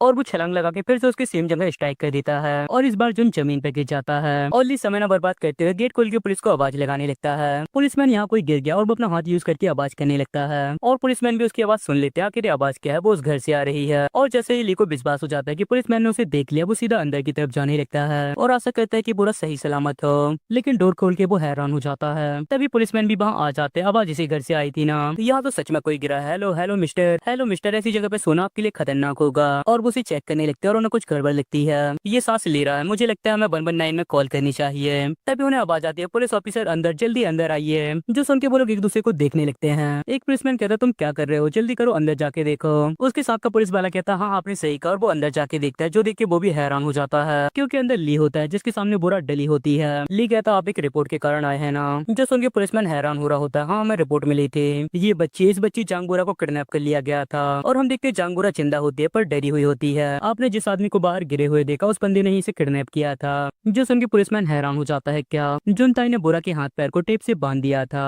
और उसे गंदी करना चाहता था। तभी एविडेंस फिंगरप्रिंट डीएनए अभी भी यही है, इसीलिए प्लीज जांच के लिए फॉरेंसिक टीम को बुलाइए। बोरा इस समय बहुत सदमे में है इसीलिए उसे आराम की जरूरत है। मैं बोरा की मॉम को बुलाता हूँ, इसलिए पहले एम्बुलेंस को कॉल करिए। पर पुलिसमैन के लिए बहुत जल्दी था, उसे समझ नहीं आता उसे क्या करना चाहिए। तभी ली चिल्ला के कहता है जल्दी करो। यहाँ दूसरा पुलिसमैन जो उनकी जांच कर रहा होता है और तभी वो उसकी खुली हुई आंखें देख के डर जाता है। मिस्टर क्या आप बेहोश हैं? तभी ली जोर से कहता है चुनता है और उसके पास आके उसके सिर के पीछे हिट करता है, जिससे उसे दोबारा होश आने लगता है। पुलिसमैन कहता है आखिर तुम क्या कर रहे हो, किसी को इस तरह नहीं मारते। ली कहता है ये आदमी इंसान नहीं है। जो सुन के पुलिसमैन हैरान हो जाता है, क्या तुम्हारा क्या मतलब है? जुनताई एक जानवर से ही बदतर किडनैपर है, क्या मैंने सही कहा ना जुनताई? मिस्टर पुलिस ऑफिसर कृपया इस आदमी को गिरफ्तार कर लें। जिसके बाद पुलिस और एम्बुलेंस भी आ जाती है। बोरा की मम्मी वहाँ आ जाती है जो उसे देख के उसे गले लगा लेती है। जिन्हें इस तरह एक साथ देख के ली को भी खुशी होती है। जिसके बाद हम पुलिस स्टेशन में देखते हैं जहाँ जुनताई के साथ पूछताछ चल रही होती है। जुनताई कहता है डिटेक्टिव ये बस एक गलतफहमी है, मैं तो बस उस बच्ची को बिल्ली का बच्चा दिखाना चाहता था। सीजन हाथ पटकते हुए कहता है कमीने हमारे पास पहले से ही वो टेप है जिसका इस्तेमाल तुमने बोरा को बांधने के लिए किया था, और तेरी उंगलियों के निशान भी बोरा के फोन पे मिले हैं। आखिर तो ये सब क्या बकवास कर रहा है, हमें गवाही भी मिली, अब तेरे बचने का कोई रास्ता नहीं है। जब मैं अच्छा व्यवहार कर रहा हूँ तो ईमानदारी से सब कुछ मान ले। जुन कहता है क्या गवाही, क्या इसके पीछे वो बच्चा सिन हयाकू है? और छोटे बदमाश ने मेरी कनपटी में चोट मारी और मैं बेहोश हो गया। तभी सेजोन उसकी कॉलर पकड़ लेता है। कमीने, मैंने तेरे साथ इंसान की तरह व्यवहार किया और तू सिर्फ झूठ पे झूठ बोल रहा है। तेरी हाइट के आधे बच्चे ने तेरी कनपटी में चोट मारी और एक छोटे से बच्चे की बात से तू बेहोश हो गया। क्या इस बात का कोई सेंस है? तू बस एक किडनैपिंग करने वाला कमीना है, बच्चों को छूने वाला किडनैपर। इस दुनिया में कीड़े से भी बदतर है। बोरा को ले जाने के बाद तू क्या करने का प्लान बना रहा था? अगर तूने ईमानदारी से जवाब नहीं दिया तो मुझे तेरे साथ एक कीड़े की तरह ही व्यवहार करना होगा। अगर तू समझ गया तो जवाब दे। या उसके जूनियर बात कर रहे होते हैं। सीनियर इन दिनों मजाक के मूड में नहीं है। हाँ, तुमने सही कहा। पिछली बार मर्डर करने की कोशिश के केस में और इस बार एक किडनैपिंग का मामला। क्या कोई व्यक्ति इस तरह अचानक से बदल सकता है? खैर, टीम लीडर ने अपनी इज्जत बचा ली और चीजें अच्छे से काम कर रही हैं। हाँ, तुमने सही कहा। जिसके बाद हम हॉस्पिटल में बोरा और बाकी लोगों को देखते हैं। बोरा की मम्मी को धन्यवाद कहती है। अगर तुम ना होते तो सच में कुछ भयानक हो सकता था। ली कहता नहीं, ऐसा इसलिए क्योंकि बोरा ने बहादुरी से काम किया। तुम इन सभी चीजों को एक बुरे सपने की तरह सोचो और अब से केवल अच्छी चीजों के बारे में सोचो। बोरा कहती तुम्हारा धन्यवाद। ये देख के बोरा की मम्मी काफी शौक होती है। सिन्हा को असल में बड़ा हो गया है, जबकि मैंने ये देखा ही नहीं। अगर तुम्हारी माँ जिंदा होती तो ना तुम पर बहुत प्राउड होता। मुझे अभी याद आया, हाइजन कैसी है? मैंने उसे उसकी मॉम के एक्सीडेंट के बाद से नहीं देखा। ली हैरान होते हुए कहता हाइजन। तभी उसके दिमाग में फिर से बिजली दौड़ जाती है। जिसके बाद हम ली को उसके घर के सामने देखते हैं। ली कहता कि 1 महीना हो गया जब मैं घर में लौटा हूँ। तभी हम देखते एक बंदों से पीछे से देख रहा होता है और वो किसी को फोन पर मैसेज कर रहा था। ड्रोन डिलीवरी पैकेज आ गया है और उसे मैसेज मिलता है ओवरलोड के वहाँ पहुंचने तक निगरानी रखो। और वो ली पे दोबारा नजर रखने लगता है। जिसके बाद हम ली को देखते हैं जो कि घर के अंदर आ जाता है और अपने घर को देखने लगता है, जो कि बहुत ज्यादा गंदा होता है और उसके अंदर जाने लगता है। ली कहता मैं इसके बारे में सोचूं तो पता नहीं हाइजन कैसी होगी। और वो बोरा की मॉम की बात को याद करने लगता है। बोरा की मॉम कहती मैंने उसे उसकी मॉम के एक्सीडेंट की बात से ही नहीं देखा। और ली सोचने लगता आखिर हाइजन कौन है, जो सोच के उसके दिमाग में बिजली दौड़ने लगती है। बोरा की मॉम कहती वो हमेशा अपनी मॉम से ही चिपकी रहती थी। मुझे आश्चर्य अपनी मॉम के गुजरने के बाद वो कैसी होगी। और तभी हया को कोलैप्स कर जाता है, जिससे बोरा की मॉम घबरा जाती है। हया को क्या तुम ठीक हो? क्या तुम ठीक हो? कोई जल्दी से नर्स को बुलाओ। यहाँ हया को हेजन के बारे में ही सोच रहा होता है। जिसके बाद हम हयाको को देखते हैं। हाँ, मेरी छोटी बहन, हाँ मेरी एक बहन भी थी, लेकिन आखिर मैं उसके बारे में पूरी तरह से कैसे भूल गया। बेशक चूंकि मैं काफी लंबे समय से कोमा में था, इस तरह मेरी मेमोरी लॉस होना पॉसिबल है। लेकिन आखिर ये किस तरह की फीलिंग है? मैं जितना ज्यादा हाइजीन के बारे में सोचने की कोशिश करता हूँ, उसे देखने की इच्छा होने की बजाय मुझे डर लग रहा है, बिल्कुल एक ऐसे बॉक्स की तरह जिसे खोला नहीं जाना चाहिए। तभी उसकी नजर एक बुक पर जाती है। ये बुक तो। और हम कुछ दिन पहले बुक स्टोर का सीन देखते हैं। हया को कहता है क्या सच में मैं जो चाहूँ बोल ही सकता हूँ? लेकिन मम कहती है बिल्कुल, तुम भी बहुत सारी बुक देखना चाहते होगे ना। तुम्हें अपने दोस्तों को देख के दुखी होने की जरूरत नहीं है। अब जब तुम स्कूल जाने लगे हो तो मम तुम्हें ढेर सारी बुक लेके देंगे, तो हम चलें। और वो उनकी बात सुन के बहुत ज्यादा खुश हो जाता है। तभी उसकी नजर एक बुक पे जाती है। हया को कहता मम मुझे ये चाहिए। मम कहती क्या तुम्हें सच में ये चाहिए? और हया को हाँ कहता है। और हम देखते वो एक इंसाइक्लोपीडिया होती है। हया को कहता है मेरे दोस्त ने कहा कि एक इंसाइक्लोपीडिया 100 बुक के बराबर होती है। इस एक बुक से मैं 100 बुक पढ़ सकता हूँ और आपके पैसे भी बच जाएंगे। जो सुन के हयाको की मॉम को उस पर बहुत प्राउड होता है। जिसके बाद हम दोबारा हयाको को देखते हैं। हयाको कहता है ये पहली बुक थी जो मॉम ने मेरे लिए खरीदी थी। तभी उस बुक से एक लेटर गिरता है, जिसे देख के हयाको हैरान हो जाता है। जिसमें लिखा होता है जिनको जल्दी ले जाने के लिए माफ करना, इंतजार करना, मॉम जल्दी वापस आएंगी। हयाको कहता है ये तो मॉम की हैंड राइटिंग है। आखिर उस दिन क्या हुआ था कि मॉम को ये नोट छोड़ना पड़ा। तभी उसी लेटर के पीछे कुछ दिखता है और उसे ध्यान से देखने लगता है। इसके पीछे कुछ लिखा है और इसे मिटाया गया है। और उसे ध्यान से देखने लगता है, जिसमें लिखा होता है फादर से दूर भाग जाओ। तभी उसके पास एक बोतल लुढ़कती हुई आती है और वो उसकी तरफ देखने लगता है और वहाँ उसका फादर होता है। वो कहता है क्यों क्यों आके तुमने मुझे क्यों मारा? जिसे देख के लिए थोड़ा हैरान होता है और वो चिल्लाने लगता है तुमने मुझे क्यों मारा? ली कहता है क्या फादर, आखिर ये सब क्या चल रहा है? और उसका फादर चिल्लाने लगता है तेरी मुझे मारने की हिम्मत कैसे हुई? ली कहता है क्या मैंने क्या किया? और हम फ्लैशबैक देखते हैं जहाँ ली एक कोने में बैठ के सूखे रेमन खा रहा होता है। तभी वहाँ उसका फादर आ जाता है जो कि उसे मारने लगता है। तू बात चूहे की तरह छिपकर क्या खा रहा है? और वो उसे बहुत बुरी तरह मारता है। वो कमीना चोइसियामुन अभी तक घर नहीं आया। ली कहता है नहीं, उसके घर की लाइट बंद है और दरवाजा भी बंद है। और उसका फादर उसकी तरफ एक बॉटल फेंकता है बेवकूफ, इसीलिए मैंने तुझसे कहा था उस कमीने पर ध्यान से नजर रख, तू बेवकूफ, तू किसी काम का नहीं है। और वो उसे दोबारा मारने लगता है और फिर वो उसे कहीं ले जाने लगता है, जल्दी कर हमें चलना है। और उसकी कॉलर पकड़ते हुए कहता है जल्दी कर हमें कहीं चलना है। ली कहता फादर आपको ड्रिंक करके ड्राइव नहीं करना चाहिए। उसका फादर कहता कमीने क्या तू मुझे सिखाएगा? बात बंद करो, जल्दी से अंदर बैठ जा। और ली अंदर बैठ के सीट बेल्ट लगाने लगता है। तभी उसकी नजर ड्राइविंग सीट के सीट बेल्ट लॉक पर जाती है और वो रेमन के रैपर को देख के अपने फादर को देखने लगता है और सीट बेल्ट लॉक की तरफ देखने लगता है। तभी उसका फादर अंदर आ जाता है, जिसे देख के वो नॉर्मल हो जाता है। उसका फादर बैठकर सीट बेल्ट लगाने लगता है और हम देखते उस लॉक पर रेमन का रैपर लगा था, जिस कारण शायद वो अच्छी तरह से लॉक नहीं हो पाता। और ली उसे देख रहा होता है, जिसके बाद वो लोग जाने लगते हैं। ली कहता फादर रोड स्लिपरी है, प्लीज धीरे चलाइए। उसका फादर कहता कमी ने अपना मुंह बंद रहा, तू पुलिस स्टेशन जा रहा है और तू सीधा कहेगा उस कमी ने चोई मुन नहीं तेरी माँ को मारा है, समझ गया ना? जो सुन के लिए थोड़ा हैरान होता है। तभी उनके सामने कुछ आ जाता है। ली कहता फादर सामने देखिए। और सामने एक बंदा आ गया होता है, जिसे बचाने के चक्कर में उनकी गाड़ी स्लिप कर जाती है और सीढ़ियों से नीचे गिर जाती है और ठीक से लॉक न होने के कारण ली के फादर का सीट बेल्ट खुल जाता है और तभी उनकी गाड़ी बहुत बुरी तरह डिस्ट्रॉय हो जाती है, जिसमें ली तो बच जाता है लेकिन उसका फादर मारा जाता है। जिसके बाद हम दोबारा ली को देखते हैं, जिसे ये सब याद आ गया था। ली का फादर कहता है क्या अब तुम्हें याद आ गया? ली घबराते हुए कहता है क्या क्या मैंने तुम्हें मार डाला? ली का फादर कहता तू ना मुझे मार डाला, तू एक मर्डर कमीना है। जो सुन के ली हैरान हो जाता है, नहीं ऐसा नहीं हो सकता। यहाँ वो बंदा भी उस पर नजर रखे था, आखिर वो क्या कर रहा है। तभी ली घर से तेजी से बाहर भागने लगता है। ये कमीना अभी तक तो मैंने बिल्कुल भी स्मोक नहीं किया, और वो अपनी सिगरेट को फेंक के उसके पीछे जाने लगता है। यहाँ ली भी काफी डरा होता है, मैं एक मर्डरर हूँ। तभी कोई उसकी तरफ चिल्लाने लगता है और ली उसकी तरफ देखने लगता है, और उसके सामने एक ब्लैक बोल्ट होता है जिसे देख के वो डर जाता है और एक आदमी से टकरा के उससे माफी मांगने लगता है। वो बंदा कहता है ठीक है कोई बात नहीं, और वो दोबारा शीशे की तरफ देखने लगता है, लेकिन वहां से ब्लैक बोल्ट गायब हो गया था। लेकिन तभी वो कुछ नोटिस कहते हैं, एक बंदा जो कि उसे देख रहा होता है, मोबाइल पे कुछ कर रहा होता है, जिसे देख के वो दोबारा भागने लगता है। वो बंदा कहता है ये कमीना ये फिर से कहाँ चला गया। यहाँ लिए एक गली के अंदर चला गया था। वो बंदा उसके पीछे जाके कहता है ये तो डेड एंड है, आखिर वो यहाँ क्यों है। और वो अंदर जाके बहुत हैरान हो गया था, जहाँ केवल ली की हुडी होती है। क्या क्या ये उस कमीने के कपड़े नहीं है, लेकिन आखिर यहाँ उसका टॉप बस क्यों है, आखिर वो कमीना कहाँ चला गया। लेकिन तभी ली उसकी गर्दन पे एक नुकीला कांच रखते हुए कहता है शांत रहो, जिसे अचानक से इस तरह देख के वो बंदा थोड़ा डर गया था, लेकिन खुद को संभालते हुए वो कुछ करने लगता है। ली कहता है कोई हरकत मत करो, ये कैरोटिड आर्टरी है, केवल 3 सेंटीमीटर, तुम्हारी तुरंत मौत हो जाएगी। बस ये बंदा एक तरह की नस की बात कर रहा है जिसे काटते ही मौत हो जाएगी।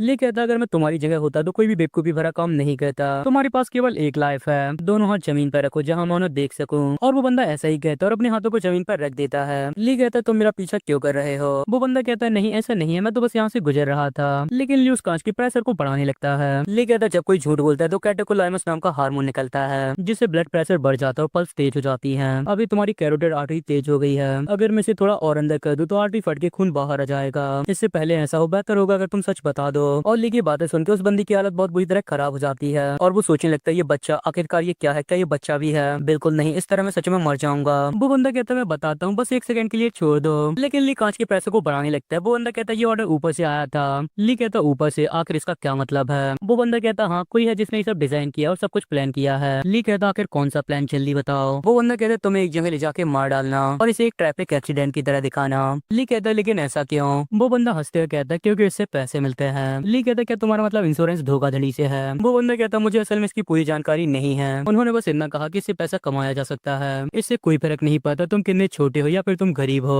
उन्होंने कहा वो बैल की तरह उनसे सब कुछ निकाल सकते हैं, यहाँ तक की हड्डी भी। ली कहता तुम इस तरह बात करो जैसे तुम मुझे जानते हो। वो बंदा कहता बेशक मैं तुम्हें जानता हूँ, सिर्फ तुम्हें ही नहीं तुम्हारे पूरे परिवार को, काफी लंबे समय से। जो सुन के ली हैरान हो जाता है। ली कहता है क्या तुम लोग नहीं मेरी माँ को मारा था। वो बंदा कहता है ईमानदारी से कहूँ तो इसे इस तरह कहना सही नहीं होगा। ली अपनी मॉम के नोट को याद कहते हुए कहता है तो फिर मेरे फादर का क्या। वो बंदा कहता है बिंगो, तुम्हारे फादर ने इसकी शुरुआत की थी। और ली सभी डॉट्स को कनेक्ट करने लगता है। मेरे फादर मेरी मॉम की डेथ में पूरी तरह इन्वॉल्व थे, लेकिन वो इस तरह का आदमी नहीं था जो इस तरह का प्लान बना सके। फिर जिसने इसे प्लान किया उसने फादर को इसमें घसीटा है। तो मास्टरमाइंड के बारे में जो भी जानते हो सब कुछ बताओ। वो बंदा कहता मैं ज्यादा नहीं जानता, मुझे केवल फोन पे ऑर्डर मिलता है और मैं उसी तरह काम करता हूँ, मैं उनसे पर्सनली कभी भी नहीं मिला। ली कहता है ये झूठ नहीं कह रहा, अपना फोन निकालो और उसे जमीन पे रखो। जो सुन के वो बंदा कुछ सोचने लगता है। 1 मिनट रुको, मेरा फोन मेरी पॉकेट पे है। और वो उसे निकालने लगता है, लेकिन वो एक चाकू निकाल के ली पे अटैक कर देता है। बेब को बच्चे मर जा। लेकिन ली उसके अटैक को डॉज कर लेता है। वो बंदा कहता अब तू मरने वाला है। लेकिन तभी वो कुछ नोटिस करता है, उसके गले से खून निकल रहा होता है, जो देख के उसकी हालत खराब हो जाती है और वो अपनी चोट को पकड़ने लगता है। ली कहता है ये केवल 1 सेंटीमीटर का कट है, अगर तुमने सही टाइम में इसे ट्रीट कर लिया तो तुम बच जाओगे। बेहतर रहेगा अगर तुम जल्दी करो। बस ये फोन के लिए धन्यवाद, मैं इसे ले रहा हूँ। और ली ने उसका फोन निकाल लिया होता है और वहाँ से जाने लगता है। वो उस गली से निकलने से पहले चीजों को अच्छे से देखता है और फिर लोगों के साथ घुल मिल जाता है, और कोई साथी नजर नहीं आया। और वो उस फोन को देखने लगते, एक 2G फोन, इसमें तो पासवर्ड लगा है। तभी उसे सामने एक पीसी कैफे दिखता है। ली कहता 2G फोन के पासवर्ड को कंप्यूटर से आसानी से तोड़ सकते हैं, लोकेशन और कॉल को ट्रैक करना मुश्किल है, इसीलिए मैसेज भेजने वाले को ढूंढना कठिन है। इसका मतलब है कि यहाँ तक कि ऑपरेटर भी एक दूसरे को नहीं जानते, बिल्कुल एक सेल सिस्टम की संरचना की तरह। और मास्टरमाइंड इन सभी सेल को कंट्रोल करता है, और वो मोबाइल को पीसी में कनेक्ट करके उसके लॉक को तोड़ देता है। लेकिन उसमें कोई भी कॉल नहीं होती, केवल मैसेज होते हैं। तभी वो उसके मैसेज देख के बहुत ज्यादा हैरान हो जाता है। उस मैसेज में केवल ली के बारे में ही बात होती है, वो किस हॉस्पिटल में है, कहाँ है, क्या कर रहा है। जिन मैसेज में उनके कोडवर्ड से बात हो रही होती है, जैसे कि ड्रोन, हैचरी, मटेरियल, बल्चर, जिससे हमें ज्यादा मतलब नहीं है। और ली उस बंदी की बात को याद करके उन मैसेज को डिकोड करने लगता है। ली कहता है मान लिया ये सब प्रॉफिट के लिए इंश्योरेंस धोखाधड़ी है। ड्रोन मेरी फैमिली, हैचरी मेरा घर, मटेरियल पैसा, बल्चर वो गाड़ी जो एक्सीडेंट का कारण बनेगी, और ड्रॉप प्लेस एक्सीडेंट की जगह है। क्योंकि मैं छोटा बच्चा हूँ तो सीधा इंश्योरेंस कराना काफी कठिन है। वो जरूर कार या ड्राइवर के माध्यम से कंपनसेशन पाना चाहते हैं। विक्टिम जितना छोटा होगा फ्यूचर में उसकी अनुमानियता उतनी ही ज्यादा होगी, इसीलिए पैसे भी उतने ही ज्यादा होंगे। लेकिन जो बात मुझे सचमुच बहुत ज्यादा गुस्सा दिला रही है, क्या यही इन सब के पीछे है जो जिंदगी और परिवारों को डिस्ट्रॉय कर रहा है। और वो एक मैसेज देखता है जिसमें लिखा होता है आज ही पैसे लेने का दिन है, देर मत करो, हैचरी घर में उसका इंतजार करो। ली कहता है इस तरह के कोड का इस्तेमाल करना जो मुश्किल से ही कोड है, जैसे कि ये केवल कोई गेम हो। और बात यह है कि उन्होंने मुझे निशाना बनाया, इसका मतलब वो हेजन को भी निशाना बना रहे हैं। और वो गुस्से से कहता मैं इस मास्टरमाइंड को अभी पकड़ना चाहता हूँ, लेकिन मुझे पहले पता लगाना होगा हेजुन सेफ है या फिर नहीं। लेकिन आखिर कैसे? तभी वो उस फोन को देखता है, ले उस फोन को हाथ में लेके कहता है इस प्लान की वर्क करने की केवल 50% चांस है। ये बहुत ज्यादा नॉर्मल प्लान है, लेकिन एकमात्र तरीका है। जिसके बाद हम एक नए बंदे को देखते हैं जिसके मोबाइल में ली की तरफ से मैसेज आया था। मैसेज में लिखा होता है क्या तुमने ड्रोन की बेटी का पता लगा लिया? जो देख के वो बंदा थोड़ा कंफ्यूज होता है। ये बंदा पूरे टाइम मेरे मैसेज को इग्नोर कर रहा है और अब अचानक से किस तरह की बकवास कर रहा है और वो उसे कुछ टाइप करके सेंड कर देता है, जो कि ली को रिसीव हो जाता है, जिसे देख के ली हैरान हो जाता है। जिसमें लिखा होता है बहुत दिन ढूंढने के बाद भी हमें ड्रोन की बेटी नहीं मिली क्योंकि उसकी मानो से कहीं छिपा दिया है। वैसे तुम ये क्या बकवास कर रहे हो? और ली को ये बात सुन के काफी शांति महसूस होती है। तभी उसे एक और मैसेज मिलता है ड्रोन के सन के साथ क्या हुआ, जो देख के ली को सोचता है और फिर अपना मैसेज सेंड कर देता है, जो देख के वो बंदा हैरान हो जाता है। मैसेज में लिखा होता है क्या तुम मास्टरमाइंड हो? वो बंदा कहता है आखिर बंदा क्या बात कर रहा है। तभी हम उसके पीछे एक नए बंदे को देखते हैं जो कि गेम खेल रहा था,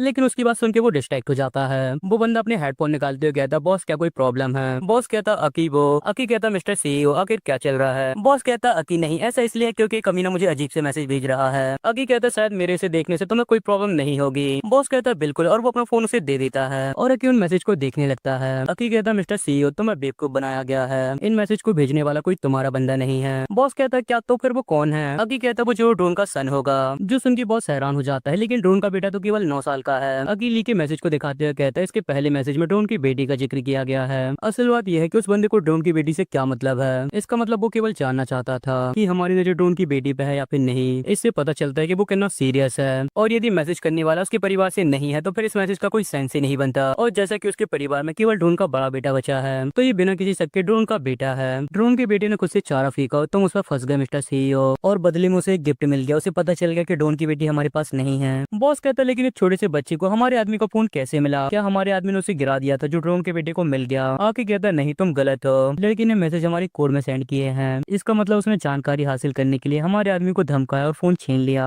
बॉस कहता ऐसा कैसे हो सकता है, वो केवल 9 साल का एक लड़का है। आके कहता मिस्टर सीईओ क्या तुम भूल गए मैंने 3 साल पहले क्या किया था? उस समय मैं भी केवल 9 साल का था। जो सुन के बॉस फ्लैशबैक याद करने लगता है जहाँ वो किसी से बच के भाग रहा होता है, लेकिन तभी उसके सामने आ गया जाता है जिसे देख के बॉस डर जाता है। बॉस कहता छोटे कमीने भाड़ में जाओ, तुमने मुझे डरा दिया। आके कहता मिस्टर इस तरफ डेड एंड है, लेकिन बॉस उसकी बात को नहीं सुनता और वहाँ से जाने लगता है। आके कहता मिस्टर क्या तुम जीना चाहते हो? जो सुन के बॉस हैरानी के साथ उसकी तरफ देखने लगता है। आके कहता मैं आपकी मदद कर सकता हूँ। बॉस कहता तुम क्या बकवास कर रहे हो, अपने मदर फादर के पास जाओ, यहाँ रुककर अपने आप को बिना किसी कारण के चोट मत पहुँचाओ। आके बड़े ही कोड़े तरीके से कहता है मेरे मदर फादर पहले ही मर चुके हैं। जो सुन के बॉस थोड़ा शौक हो जाता है। आके कहता अगर मैं आपकी मदद करूँ तो क्या आप वो करेंगे जो मैं कहूँगा? बॉस कहता और आखिर वो क्या है? आके कहता कुछ लोगों को मारने की जरूरत है, वे लोग जिन्होंने मेरे मदर फादर को मार डाला। लेकिन तभी वहाँ बॉस का पीछा कर रहे लोग आ जाते हैं। वो वहाँ उस कमीने को पकड़ लो, उसे मार डालो। जो देख के बॉस भागने लगता है धत्तेरे की। आके कहता मिस्टर आप क्या करना चाहते हैं? जो सुन के बॉस दोबारा रुक जाता है। आके कहता क्या आप मरना चाहते हैं या फिर जीना? लेकिन बॉस काफी कंफ्यूज होता है। जिसके बाद हम दोबारा बॉस को देखते हैं जिसे आके बुला रहा होता है। आके कहता अब जब हमें उसका मैसेज मिल गया है तो मुझे भी उसे आंसर देना चाहिए, और वो खुश होकर उसे मैसेज करने लगता है। बॉस सोचता है मैंने इसे काफी लंबे समय से नहीं देखा, ये एक्सप्रेशन उसे इसमें दोबारा मजा आ रहा है। यहाँ ली को भी उसका मैसेज मिल जाता है, जो देखिए वो हैरान हो जाता है, जिसमें लिखा होता है तुमसे मिलकर अच्छा लगा ड्रोन के बेटे। ली कहता तो तुम मास्टरमाइंड हो। तभी उसे एक नया मैसेज आता है हमें अभी तक तो ड्रोन की बेटी नहीं मिली, लेकिन चूंकि हम लगातार उसे ढूंढने की कोशिश कर रहे हैं तो ये केवल समय की बात है। ली कहता वो मुझे जानबूझकर उकसा रहा है। तभी आकी मैसेज करता है हम उसे अभी भी ढूंढ सकते हैं, अगर तुम हमें रोकना चाहते हो तो आगे बढ़ो और कोशिश करो। ली कहता मुझे उन लोगों से पहले हेजुन को ढूंढना होगा।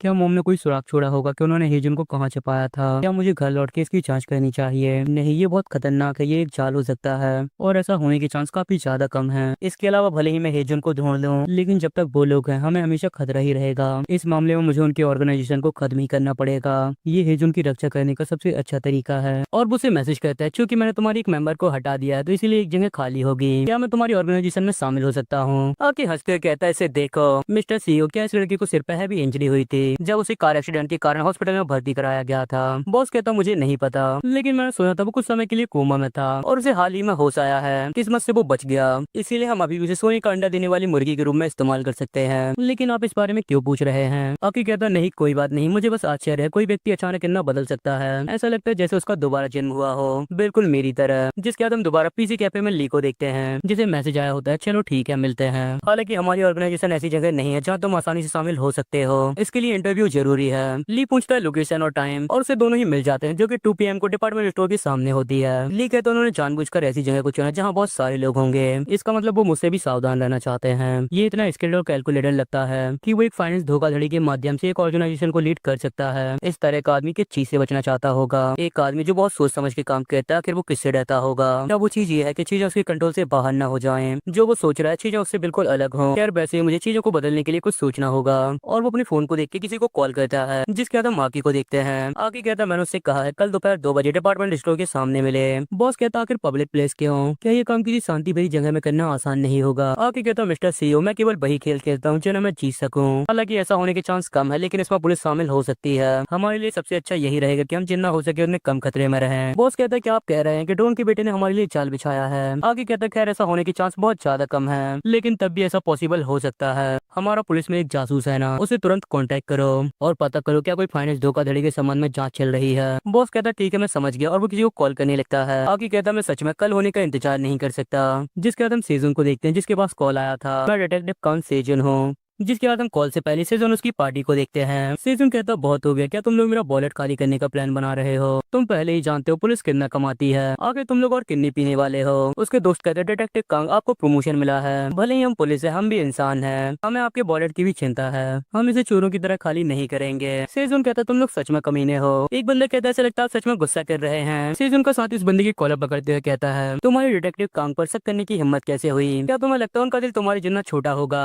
और सभी लोग भी उसकी बात का सपोर्ट करने लगते हैं। हाँ बिल्कुल सही। सेजन कहता है तुम लोग सच में कमीने हो। कहा जाता है कि दुश्मन हमेशा अंदर वाला होता है, और जिन्हें मैं जानता हूँ ये तो दुश्मन से भी ज्यादा बुरे हैं। क्या तुम्हें लगता है तुम्हारी बारी कभी नहीं आएगी? वो सभी कहते हैं आपका धन्यवाद, हमारा ख्याल रखिएगा।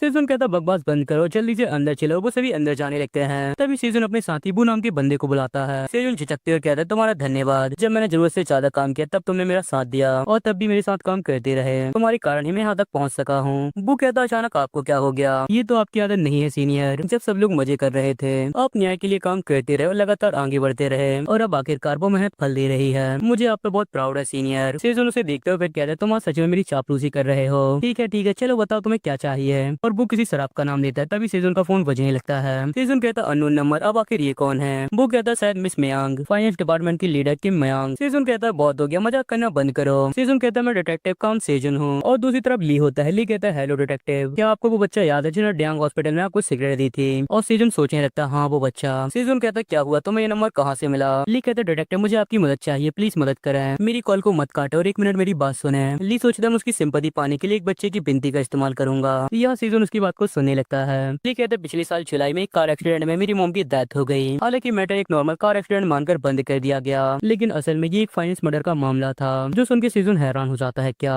ली कहता है इसके पीछे मेरे फादर फाइनेंस धोखाधड़ी ऑर्गेनाइजेशन थी जिन्होंने उन्हें ठगा था, और इस फाइनेंस धोखाधड़ी ऑर्गेनाइजेशन ने आज एक कार एक्सीडेंट के दौरान मुझे मारने की कोशिश की। उन्होंने उसी फाइनेंस धोखाधड़ी प्लान का यूज किया जो उन्होंने मेरी माँ के साथ यूज किया था। सेजन कहते तुम क्या कह रहे हो? ली कहते कल दोपहर 2 बजे डिपार्टमेंट स्टोर के सामने मैं फाइनेंस धोखाधड़ी ऑर्गेनाइजेशन के लीडर से मिलने के लिए मान गया हूँ। भले ये मेरे मुंह को बंद करने के लिए है, लेकिन वो मुझे नहीं छोड़ेंगे। सेजन कहते नहीं नहीं बच्चे रुको, तुम्हें वहाँ जाने की कोई भी जरूरत नहीं है, तुम अपने आसपास के किसी बड़े से कह सकते हो। ली सोचता चलो चीजों को बड़ा चढ़ा कर बताएं। ली कहते नहीं मैं ऐसा नहीं कर सकता, उन लोगों ने मेरी छोटी बहन को किडनैप कर रखा है, अगर मैं वहाँ नहीं गया तो वो मेरी छोटी बहन को मार देंगे। जो सुन के सीजन शौक हो जाता है। सीजन कहता है क्या कल उस फाइनेंस धोखाधड़ी ऑर्गेनाइजेशन के लीडर को पकड़ना है? बच्चे मुझे नहीं पता, तुम ये जानते हो या फिर नहीं, लेकिन मैटर होने से पहले पुलिस कोई कार्रवाई नहीं करती। ली कहता ठीक है। जो सुन के सीजन हैरान हो जाता है। क्या? ली कहता आप अपना फैसला खुद ले सकते हैं और उसके अनुसार काम कर सकते हैं डिटेक्टिव। साथ ही मैं पहले इस तरह सच्चाई बता के सेटिस्फाई हूँ, क्योंकि सच को बाहर लाना ही सबसे बड़ा धर्म है। यहाँ सीजन सोचता है अगर वो इस तरह बात करेगा तो मैं पीछे नहीं हट पाऊंगा।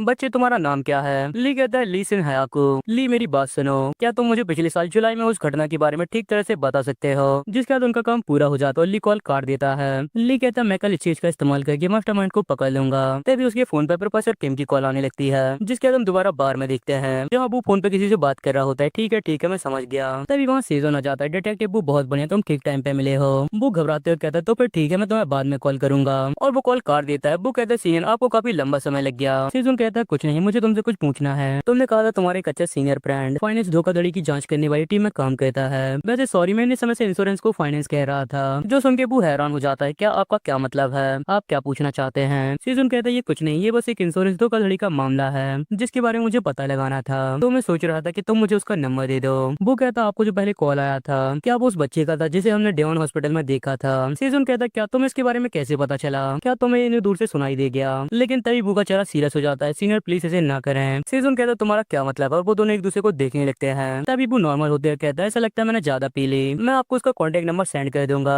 चलिए जल्दी अंदर चले, पार्टी पूरे जोश पे है। सेजुन कहता है नहीं नहीं 1 मिनट रुको, और वो उसे अपना क्रेडिट कार्ड देते हुए कहता है मैं स्टेशन वापस जा रहा हूँ, मेरे पैसों का ध्यान रखना और थोड़े बहुत मजे करने के बाद घर वापस चले जाना, दूसरे लोगों को भी अच्छी तरह से समझा देना। और वो वहाँ से निकल जाता है। जिसके जाते ही वो का चेहरा बहुत ज्यादा सीरियस हो जाता है और वो अपना फोन उठा के किसी को कॉल करने लगता है। और वहाँ से आवाज आती है हम national police agency internal investigation department से हैं। वो कहता मैं एक रिपोर्ट करना चाहता हूँ, मेरे एक साथी पुलिस ऑफिसर ने इलीगल पेमेंट ली है। जिसके बाद हम दूसरे दिन आगे को देखते हैं जो कि अपने फोन में किसी की फोटो देख रहा होता है। जिसके बाद हमें आगे एक बंदे का फ्लैशबैक दिखाया जाता है। उसके साथ का बंदा कहता है ये बहुत ज्यादा है, आकी हमेशा क्यों जीतता है। आकी कहता है तुम्हें और प्रैक्टिस करने की जरूरत है। उसके साथ का बंदा कहता है ऐसा नहीं है कि आकी रोज आता है और कंप्यूटर से रेस लगाना बहुत बोरिंग है। आकी कहता है यहाँ कुछ गोस्ट मोड नाम का है, एक ऐसा मोड जहाँ मेरा गेम प्ले सेव हो जाएगा और तुम मेरे ना रहते हुए भी मुझसे रेस लगा सकते हो। इसके साथ प्रैक्टिस करो और अपनी स्किल बढ़ाओ, जब तुम इस गोस्ट मोड को हरा दोगे तो तुम्हारा रियल में मेरे साथ एक फाइनल मैच होगा। वो बंदा कहता है बस इंतजार करो और देखो, आखिर में मैं तुम्हें जरूर हरा दूंगा। आकी कहता आधे रास्ते में हार मत मान लेना और वो जाने लगता है। उसके साथ का बंदा कहता है क्या तुम जा रहे हो। आकी कहता हाँ आंट के आने का समय हो गया है, ये काफी बुरा है, काफी अच्छा होता अगर हम पूरे दिन खेलते।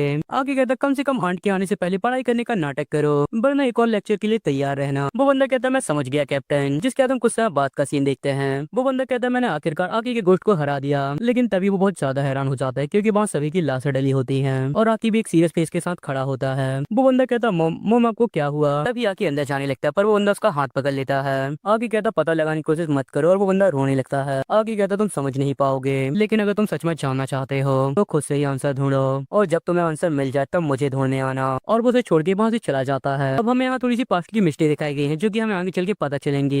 जिसके बाद हम दोबारा आकी को देखते हैं जिसके पास बॉस आ गया था। बॉस कहता आकी क्या चीजें तैयार हैं। बॉस कहता आकी क्या चीजें तैयार हैं। आकी कहता हाँ वैसे बॉस क्या तुमने पुलिस से पूछताछ की। बॉस कहता हाँ वो। जिसके बाद हम पुलिस स्टेशन में सेजुन को देखते हैं जो कि आराम से सो रहा था, तभी उसे कोई जगाने लगता है। सेजुन जागते हुए कहता क्या क्या हो गया और उसके सामने इंटरनल अफेयर्स के 2 बंदे होते हैं। सेजुन कहता है इंटरनल अफेयर्स आके तुम लोग यहाँ क्या कर रहे हो। वो बंदा कहता हमें एक टिप मिली है कि आपके पास इलीगल पेमेंट है। सेजुन कहता क्या ये तुम क्या बकवास कर रहे हो, लेकिन वो बंदा उसकी डेस्क की तरफ देखने लगकर उसे खोल लेता है जिसमें उन्हें एक पासबुक मिलती है जो देखिए सेजुन भी हैरान हो जाता आखिर ये क्या है। वो बंदा पासबुक को देखे सीरियस हो जाता है। वो बंदा कहता हमने पुष्टि कर ली है, डिटेक्टिव सेजुन के अकाउंट में इलीगल पेमेंट जमा की गई है, आपको हमारे साथ पुलिस हेडक्वार्टर आना होगा। जो देखिए सेजुन काफी शौक होता है आखिर यहाँ चल क्या रहा है। तभी वहाँ बूबी आ जाता है जो कि छिपके सब देख रहा था। जिसके बाद हम दोबारा बॉस को देखते हैं। आज सुबह हमारी खबरी का फोन आया, उसने कहा कि उसने इसे संभाल लिया है। आगे कहता बहुत अच्छे, ऐसा लगता है डोन का पुलिस के साथ कुछ करने का विचार था, उसके लिए बहुत बुरा हुआ। अब आखिर तुम क्या करोगे डोन के बेटे। और उससे मिलने जाने के लिए तैयार हो जाता है। जिसके बाद हम ली को देखते हैं जो कि उनका इंतजार कर रहा था और टाइम भी हो गया था। तभी उससे एक बंदा आके टकरा जाता है जिससे उस बंदी का सामान फैल जाता है। ली कहता मुझे माफ करना और उसका सामान उठाने में उसकी मदद करने लगता है। वो बंदा कहता है नहीं कोई बात नहीं, मैं था जो तुमसे टकरा गया इसलिए मुझे माफ करना। लेकिन तभी ली कुछ देख के हैरान हो जाता है। वहाँ एक नोट होता है जिसमें लिखा होता है डोन के बेटे बस स्टॉप में वाइट स्टारक्स वैन में जाके बैठो।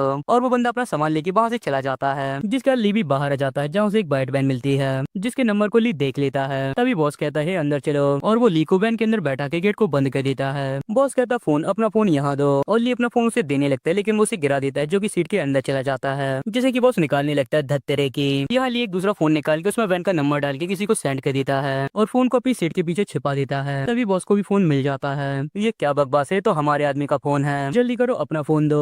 ली कहता है जैसा कि तुम देख सकते हो मैं बहुत गरीब हूँ, भला मेरे पास कोई फोन कैसे हो सकता है। तभी वैन का गेट खुल जाता है और वही बंदा सामने होता है जो कि ली से टकराया था जो कि आकी होता है। हेलो हम दोबारा मिल गए बॉस, तो फिर हम चले। और बॉस गाड़ी चला के उन्हें कहीं ले जाने लगता है। आकी कहता तो फिर ठीक है क्या हम इंटरव्यू शुरू करें, और वो एक गन निकाल लेता है। लेकिन ली को उस गन को देख के कोई फर्क नहीं पड़ता। आकी कहता है क्या तुम्हें लगता है ये एक टॉय गन है, और वो उसे लोड करके ली की बाजू वाली सीट में फायर कर देता है। लेकिन ये देखने के बाद भी ली को कोई फर्क नहीं पड़ता, जिसे देख के आकी जोरों से हंसने लगता है। आखिरकार में सही था, तुम भी मेरे जैसे हो एक मॉन्स्टर। आकी कहता मैं जानता हूँ तुम ऑर्गेनाइजेशन में क्यों शामिल होना चाहते हो, तुम बदला चाहते हो अपने मदर फादर के मर्डर का। ली कहता तो तुम लोगों ने ही मेरे फादर को मारा था। आकी हंसते हुए कहता क्या तुम्हें पता नहीं था, वो कार एक्सीडेंट केवल यूं ही नहीं हुआ, इसका मतलब वो आदमी वो सब हमारे प्लान का हिस्सा था। ली कहता क्या तुम लोगों ने इंश्योरेंस धोखाधड़ी के बारे में किसी को पता न चले इसलिए तुमने मेरे फादर को मार दिया था। आकी कहता खैर उसे चुप करना भी इसका हिस्सा था, लेकिन तुम्हारे फादर भी मिनरल्स माइनिंग में काम के थे, मतलब उनका भी इनके पास एक कॉन्ट्रैक्ट था जिसे मानने से भी इन्हें पैसा मिला होगा, मतलब एक तीर में 2 शिकार वाला काम। आकी कहता तुम गुस्से में क्यों हो, वैसे भी शायद तुम अपने फादर को मारना चाहते थे, उसके तुम्हें इतनी बुरी तरह से मारने के बाद तुम भी उसे मारना चाहते रहे होगे। लेकिन ईमानदारी से कहूँ तो मुझे तुमसे और तुम्हारी फैमिली से कोई फर्क नहीं पड़ता, तुम्हारी फैमिली ने पैसा बनाया और केवल मेरे टारगेट में आ गए। यहाँ ली बिना कुछ कहे उसकी बातों को सुन रहा होता है। आकी कहता क्या तुम कुछ और दिलचस्प जानना चाहते हो, असल में मैंने खुद से कुछ नहीं किया, मैंने केवल चाकू गुनगुना पैसा उन लोगों को दे दिया जिन्हें इसकी जरूरत थी और उन्होंने मेरे लिए सारे काम किए। और हम देखते हैं कि नहीं किसी की मदद से अपने दोस्त की फैमिली को मरवाया था। आगे कहता तुम्हारे फादर के साथ भी ऐसा ही था। तो ये सुनकर तुम्हें कैसा लग रहा है? क्या तुम्हारा एपिनेफ्रिन बढ़ गया? वैसे ये एक तरह का हार्मोन होता है जो कि गुस्सा, जोश और डर में निकलता है। आगे कहता क्या तुम उस मास्टरमाइंड को मानना चाहते हो जिसने पैसे के लिए तुम्हारी पूरी फैमिली को बर्बाद कर दिया? और वो उसके सिर पर गन रखते हुए कहता पर तुम ऐसा नहीं कर सकते, तुम वैसे ही फंस चुके हो और केवल दया की हालत में हो, तुम्हारे पास और कोई रास्ता नहीं है। लेकिन ली उसकी बातें सुन के हंसने लगता है जो देख के को कुछ भी समझ नहीं आता। ली कहता बदला? क्या तुम्हें लगता है मैं यहाँ बदले के लिए आया हूँ? तुमने कहा कि मैं और तुम एक जैसे हैं, ये सही है, मुझे इससे कोई फर्क नहीं पड़ता कि कौन मरता है कौन जीता है, चाहे वो मेरे मदर फादर या कोई और हो। क्या तुम कुछ जानना चाहते हो? मैं ही वो इंसान हूँ जिसने तुम्हारे इंश्योरेंस मर्डर को पूरा किया क्योंकि मैंने फादर की सीट बेल्ट खोल दी थी जिससे वो एक्सीडेंट होने के तुरंत बाद मर गए। जो सुन के अकी हैरान हो जाता है। क्या? ली कहता मैं बस खेलना चाहता था। लेकिन अकी को कुछ भी समझ नहीं आता। वो काफी कंफ्यूज होता है। ली कहता मैं बस तुम्हें पकड़ना चाहता था और देखो जहाँ मैं हूँ वही तुम हो। मैं बस तुम्हारे साथ एक फाइनल मैच करना चाहता था देखने के लिए कि असली विनर कौन है। जो सुन के अकी अपने दोस्त की बात को याद करने लगता है जहाँ अकी ने कहा था जब तुम गोस्ट मोड में जीत जाओगे तब तुम्हारा मेरे साथ एक फाइनल मैच होगा। उसका दोस्त कहता बस इंतजार करो और देखो मैं तुम्हें हरा दूंगा। जो याद करके अकी कुछ सोचने लगता है और फिर हंसने लगता है। अकी कहता कमीने तेरी बकवास करने की एबिलिटी ही मुझे तुझे जॉब पर रखने के लिए मजबूर कर रही है। काश मुझे पता ना होता कि तुम्हारे पास कोई प्लान भी है। जिसे देख के लिए शौक होता है। तभी अकी जोर से हंसने लगता है बेब को मुझे पहले से ही पता है तुम पुलिस का इस्तेमाल करके कुछ करने की कोशिश कर रहे हो लेकिन अब तुम कुछ नहीं कर सकते। मैंने तुम्हारी बेवकूफ चालों को पहले ही कुचल दिया है, अब इसे खत्म करने का समय आ गया है। अब चुपचाप अपने मदर फादर के पास चले जाओ। तभी बॉस कहता कि वो अभी हमारे पीछे पुलिस लगी है। जो देख के हैरान होता है क्या तुम क्या बात कर रहे हो? यहाँ पुलिस उनका पीछा कर रही होती है और उन्हें रोकने के लिए कह रही होती है। और उनके साथ होते हैं प्रोफेसर किम जिसके बाद हम पिछली रात का सीन देखते हैं जब प्रोफेसर किम ने ली को कॉल की थी। प्रोफेसर कहते हैं हायाको क्या मैं तुम्हें इतने टाइम कॉल करके डिस्टर्ब कर रहा हूँ? हायाको कहता है नहीं मैं जाग रहा था। और प्रोफेसर उससे उसके खाने और हेल्थ के बारे में पूछने लगते हैं। ली कहता है प्रोफेसर मैं इसके लिए माफी चाहता हूँ लेकिन मेरी एक रिक्वेस्ट है। प्रोफेसर कहते हैं बिल्कुल इसके बारे में चिंता मत करो, तुम्हें क्या चाहिए? क्या कोई बात है? क्या तुम्हें कुछ हुआ है? और ली उन्हें बताने लगता है जो सुन के प्रोफेसर शौक हो जाते हैं। ली कहते हैं मेरी मदर फादर के डेथ के बारे में जिसके बारे में मैंने पहले बताया था। मैंने कहा था ना कि वो कोई नॉर्मल एक्सीडेंट नहीं थे, मैं कल उन मौत से जुड़े किसी व्यक्ति से मिलने वाला हूँ। प्रोफेसर कहते तुम क्या कह रहे हो? क्या ये खतरनाक नहीं होगा यदि तुम अभी पुलिस में रिपोर्ट करते हो? लेकिन ली मना कर देता आप मुझ पर भरोसा करते हैं ना, कल आपको किडनैपिंग की रिपोर्ट करानी होगी, उसे पकड़ने का यही एकमात्र तरीका है। जो सुन के प्रोफेसर किम कुछ सोचने लगते हैं। ली कहता ये फोन जो आपने मुझे दिया है ये बच्चों का फोन है, इसमें जीपीएस ट्रैकर है। प्रोफेसर कहते हैं हाँ आजकल बच्चों के फोन इसी तरह काम करते हैं। ली कहता ठीक है कल इस फोन को पुलिस को ट्रैक करने के लिए कहिए। प्रोफेसर कहते हैं हायाको क्या तुम सच में ये करना चाहते हो? ली कहता प्रोफेसर मैं इस तरह की रिक्वेस्ट करने के लिए बहुत माफी चाहता हूँ लेकिन जब तक मैं इस होमवर्क को नहीं कर लेता मैं आगे नहीं बढ़ सकता। Professor please. और प्रोफेसर भी उसकी बात को मान जाते हैं जिसके बाद हम देखते ली ने जो बैंक का नंबर सेंड किया था वो प्रोफेसर को सेंड किया था। प्रोफेसर सोचते हैं मैं सिन्हा के मैसेज की मदद से व्हीकल को ट्रैक कर सकता था लेकिन उसने केवल एक ही टेक्स्ट किया, शायद वो फोन भी नहीं कर सकता। पता नहीं आखिर वो अंदर कैसा होगा। तभी उनकी बैंक से गोली चलने की आवाज आती है जो सुन के प्रोफेसर डर जाते हैं। हायाको ऑफिसर जल्दी करो। यहाँ आके अपने पीछे पुलिस को देख के बहुत हैरान होता है और पुलिस लगातार उनकी गाड़ी को रोकने के लिए कह रही होती है जिससे आगे का ध्यान भटक जाता है। ली मौके का फायदा उठा के उसकी गन के हाथ को पकड़ लेता है जिससे गन से गोली चल जाती है। और यही आवाज प्रोफेसर ने कुछ देर पहले सुनी थी। यहाँ आके अपने हाथ को ली से छुड़ा रहा होता है। कमीने छोड़। ली कहता है इतनी दूरी में हाथ गन से तेज होते हैं और वो अपने हाथों का यूज करके आके की आंखों पर अटैक कर देता है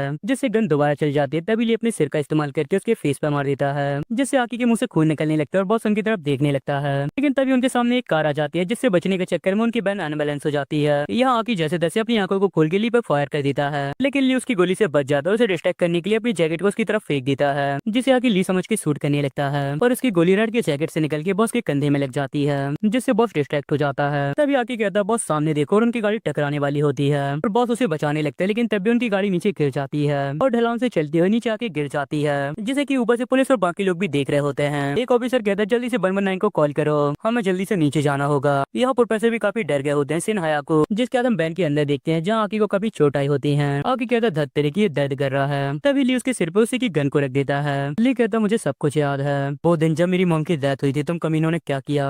जिसके बाद हम फ्लैशबैक देखते हैं जहाँ उसकी मॉम ली को ढूंढ रही होती है और कुछ बंदों ने उसे पकड़ के रखा होता है। वो बंदा कहता है तुम्हारी मॉम वहाँ पर है, तुम उसे जल्दी से कॉल क्यों नहीं कर रहे? अगर तुम अपनी मॉम को कॉल नहीं करोगे तो तुम्हारी बहन खतरे में पड़ जाएगी। क्या तुम्हें मुझ पर विश्वास नहीं है? क्या तुम चाहते हो कि मैं तुम्हें उसकी फोटो दोबारा दिखाऊं? और ली अपनी मॉम को बुलाने लगता है जैसे कि ली की मॉम देख लेती है हाया को और वो उसे उन बंदों के साथ देख के जल्दी से उसकी तरफ बढ़ने लगती है लेकिन तभी एक कार आकर उन्हें टक्कर मार देती है जो देख के ली डर जाता है और उनके पास जाने लगता है। ली कहता मॉम क्या आप ठीक है, मुझे माफ कर दें। ली की मॉम कहती है हाया को ध्यान से सुनो, वो जगह जहाँ तुम्हारी बहन है और वो उसे उस जगह का नाम बता के डेड हो जाती है। ली कहता बिल्कुल मैं तुम्हें कभी माफ नहीं कर सकता। आगे कहता आखिरकार ये बदला ही है और तभी ली की आंखें पूरी तरह ब्लैक हो जाती है और वो उसे फायर कर देता है जिसका खून उसके पूरे फेस पे आ जाता है। लेकिन तभी ली को होश आ जाता है। ली सोचता है वो क्या था, मुझे विश्वास था, मैंने इसे मार दिया था। आखिर अभी वो सीन क्या था, क्या वो एक इल्यूजन था। तभी आकी हंसी लगता है, क्या तुम चाहते हो मैं तुम्हारे लिए एक भविष्यवाणी करूं? आखिर में तुम कभी भी एक नॉर्मल इंसान की तरह जिंदगी नहीं जी पाओगे। तुम्हारे अंदर की वो खाली जगह तुम्हें खा जाएगी, भले ही तुम इसे कितना भी भरना चाहो। आखिर में तुम उसके सामने झुक जाओगे और पूरी तरह बुराई से भर जाओगे, क्योंकि यही एकमात्र चीज है जो तुम्हें जिंदा महसूस कराएगी। मेरी तरह और तुम्हारी तरह जो तुमने अपने पेरेंट्स के साथ किया, तुम आखिर में अपनी छोटी बहन को भी मार दोगे जिसे तुम खुद से भी ज्यादा प्यार करते थे। तभी ली उसकी बात को सुन के हंसने लगता है। आगे बढ़ो और अपने मुंह को इसी तरह चलाते रहो। तभी जैसे तैसे बॉस वहां आ जाता है। बॉस कहता है जिस टाइम तुम टिका दबाओगे तुम भी मारे जाओगे।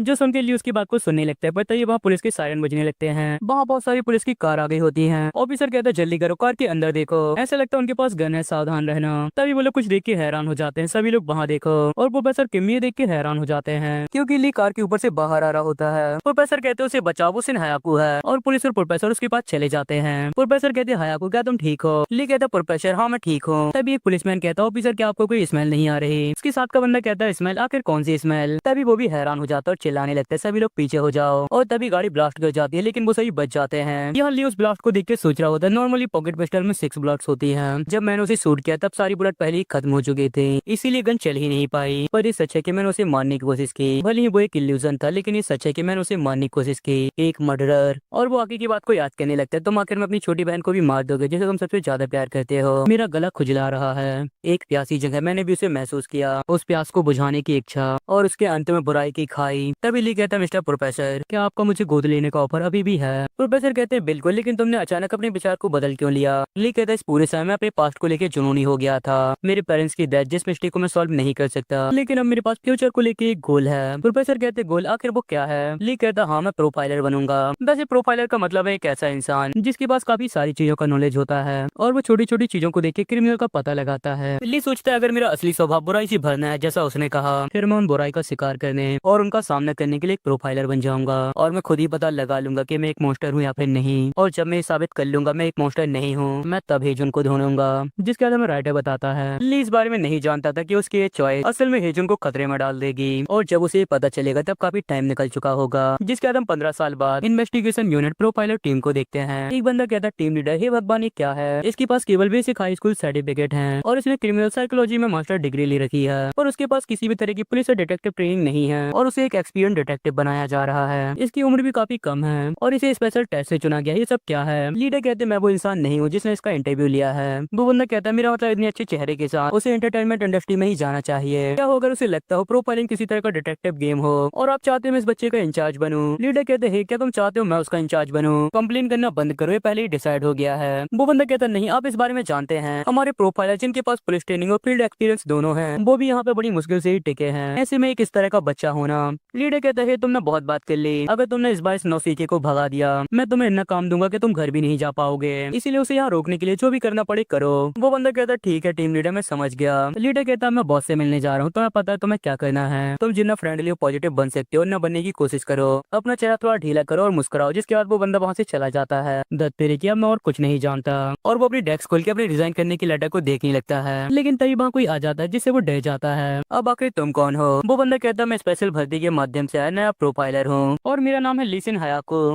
जिसे देख के वो बंदा हैरान हो जाता है, ली को देखता ही रहता है। लेकिन वो बंदा खुद को संभालते हुए कहता है तुम तो सच में हैंडसम हो, मेरा नाम है क्योंग चान। ली कहता है धन्यवाद आपसे मिलके अच्छा लगा। क्योंग चान कहता ऑफिस थोड़ा खाली है ना क्योंकि सभी लोग ड्यूटी पे गए हैं। वो कहाँ है? हाँ ये है तुम्हारी जगह, ये बस थोड़ी सी गंदी है लेकिन तुम आराम से काम कर सकते हो। वैसे क्या मैं तुमसे फॉर्मली बातचीत कर सकता हूँ? ली कहता है बिल्कुल, आप क्या पूछना चाहते हैं? क्योंग चान कहता है क्या तुम्हारा कॉर्पोरेट लाइफ में पहली बार है? ली कहता हाँ मैंने इससे पहले पार्ट टाइम जॉब ही की है। जो सुन के क्योंग चान हैरान हो जाता है, क्या इसे कोई भी एक्सपीरियंस नहीं है? और वो सोचने लगता है मैं पहले से इतना ज्यादा बिजी हूँ, पर उन्होंने सैमसम लेकिन बेकार इंसान को मेरे साथ छोड़ दिया। और वो कहता है मैं तुम्हें आसान भाषा में समझा देता हूँ कि हम क्या करते हैं। हम किसी किए गए केस को दोबारा समझते हैं और जगह से मिले एविडेंस से ये पता लगाते हैं कि असली सस्पेक्ट कौन है, और फिर फॉरेंसिक एनालिसिस करते हैं और फिर आगे की जांच किस तरह होनी है उस पर सुझाव देते हैं। तुम इसे कह सकते हो कि एक तरह का इन्वेस्टिगेशन सुझाव है। और वो उसे एक फाइल लेके कहता है चलो तुम इसे ट्राई करो, इस फाइल को ध्यान से देखो और अपना सुझाव दो। ली कहता मैं समझ गया और उस फाइल को लेके बैठ जाता है। क्योंग चान कहता है अगर कोई क्वेश्चन हो तो मुझसे पूछ लेना। ली कहता आपका धन्यवाद और वो फाइल को देखने लगता है। तभी क्योंग चान को एक कॉल आ जाता है। हेलो डिटेक्टिव टीम, ये मैं हूँ। हाँ, उस फुटप्रिंट के बारे में क्या तुम्हें पक्का यकीन है कि वो 3 साल पुराने मॉडल के जूते के हैं? ये वाली फाइल को बड़ी ध्यान से देख रहा होता है और उसे एनालाइज करने लगता है। कोई भी सीसीटीवी फुटेज नहीं, ना ही फुटप्रिंट मिला और ना ही कोई डीएनए। घटना का समय 3 बजे माना जा रहा है। वहाँ 260 mm के साइज के खून के जूते के निशान मिले। माना जा रहा है कि कल्प्रेट के हैं। गर्दन पे चाकू से वार किया गया था। जबड़े में भी थोड़ी सी प्रॉब्लम थी और सिर के आगे के हिस्से में खून जमा पाया गया।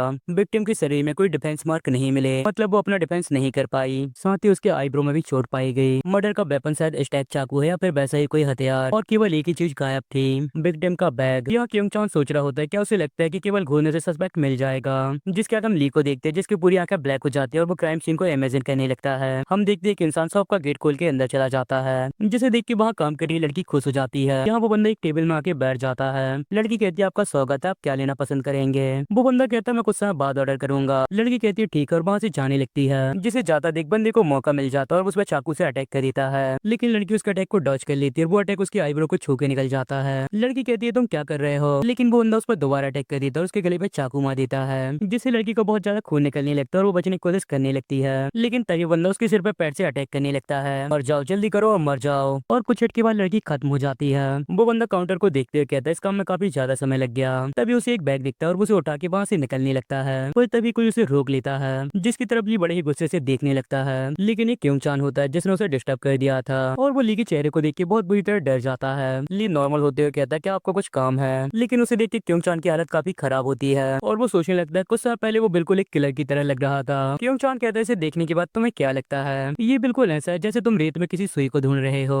अगर तुमसे गलती हो जाए तब भी कोई बात नहीं, तो मुझे बताओ इसके बारे में तुम्हें क्या लगता है? और वो सोचने लगता है चलो कोशिश करके देखो। प्रोफाइलर असल में कोई ड्रामा या मूवी का कैरेक्टर नहीं है। तब हिली कहना शुरू करता है मेरी राय में कल्प्रिट ने एक ऐसी सीट को चुना जहाँ से सब कुछ आसानी से देखा जा सके, और विक्टिम के साथ उसने केवल कुछ शब्दों की बातचीत की। हम मर्डर के बाद वैल्यूएबल चीजें चुराने की घटना देख सकते हैं। मर्डर के बाद वैल्यूएबल चीजें चुराना ये दिखाता है कि कल्प्रिट में कॉन्फिडेंस की कमी थी और वो बात करके विक्टिम को काबू नहीं कर सकता था। क्योंग चान कहता है सही है, ये कोई फिल्म की तरह नहीं है। तभी ली कहता है 260 mm के साइज के जूते के निशान देखकर कल्प्रिट की लंबाई 160 से 170 सेंटीमीटर होगी। उसकी बोली उसके बिहेवियर से लगता है कि उसे परसिक्यूशन कॉम्प्लेक्स और इन्फ्योरिटी कॉम्प्लेक्स हो सकता है। पहला हमला फेल हो गया, इसका मतलब कल्प्रिट अच्छी तरह हथियार चलाना नहीं जानता। दूसरा हमला करने के बाद भी विक्टिम तुरंत नहीं मरा, इसीलिए उसने उसे पूरी तरह खत्म करने के लिए अपने पैरों का इस्तेमाल किया, जो सुन के क्योंग चान के पूरे होश उड़े होते हैं। ली कहता है उसकी उम्र की बात करें तो वो जरूर अपने 30 से 40 के बीच में होगा। मेरा मानना है उसका एजुकेशन का लेवल हाई स्कूल तक होगा और इसके बहुत चांस है कि वो बेरोजगार हो या उसका काम ऐसी जगह हो जहाँ लोगों से ज्यादा बातचीत करने की जरूरत ना हो। जो लोग उसे जानते हैं वो उसे शांत स्वभाव का व्यक्ति कहेंगे। इसके काफी चांस है कि उसने पहले भी चोरी की हो। क्योंग चान कहता है कि ऐसा हो सकता है कि कल्प्रिट कैफे ओनर का पहचान का व्यक्ति हो।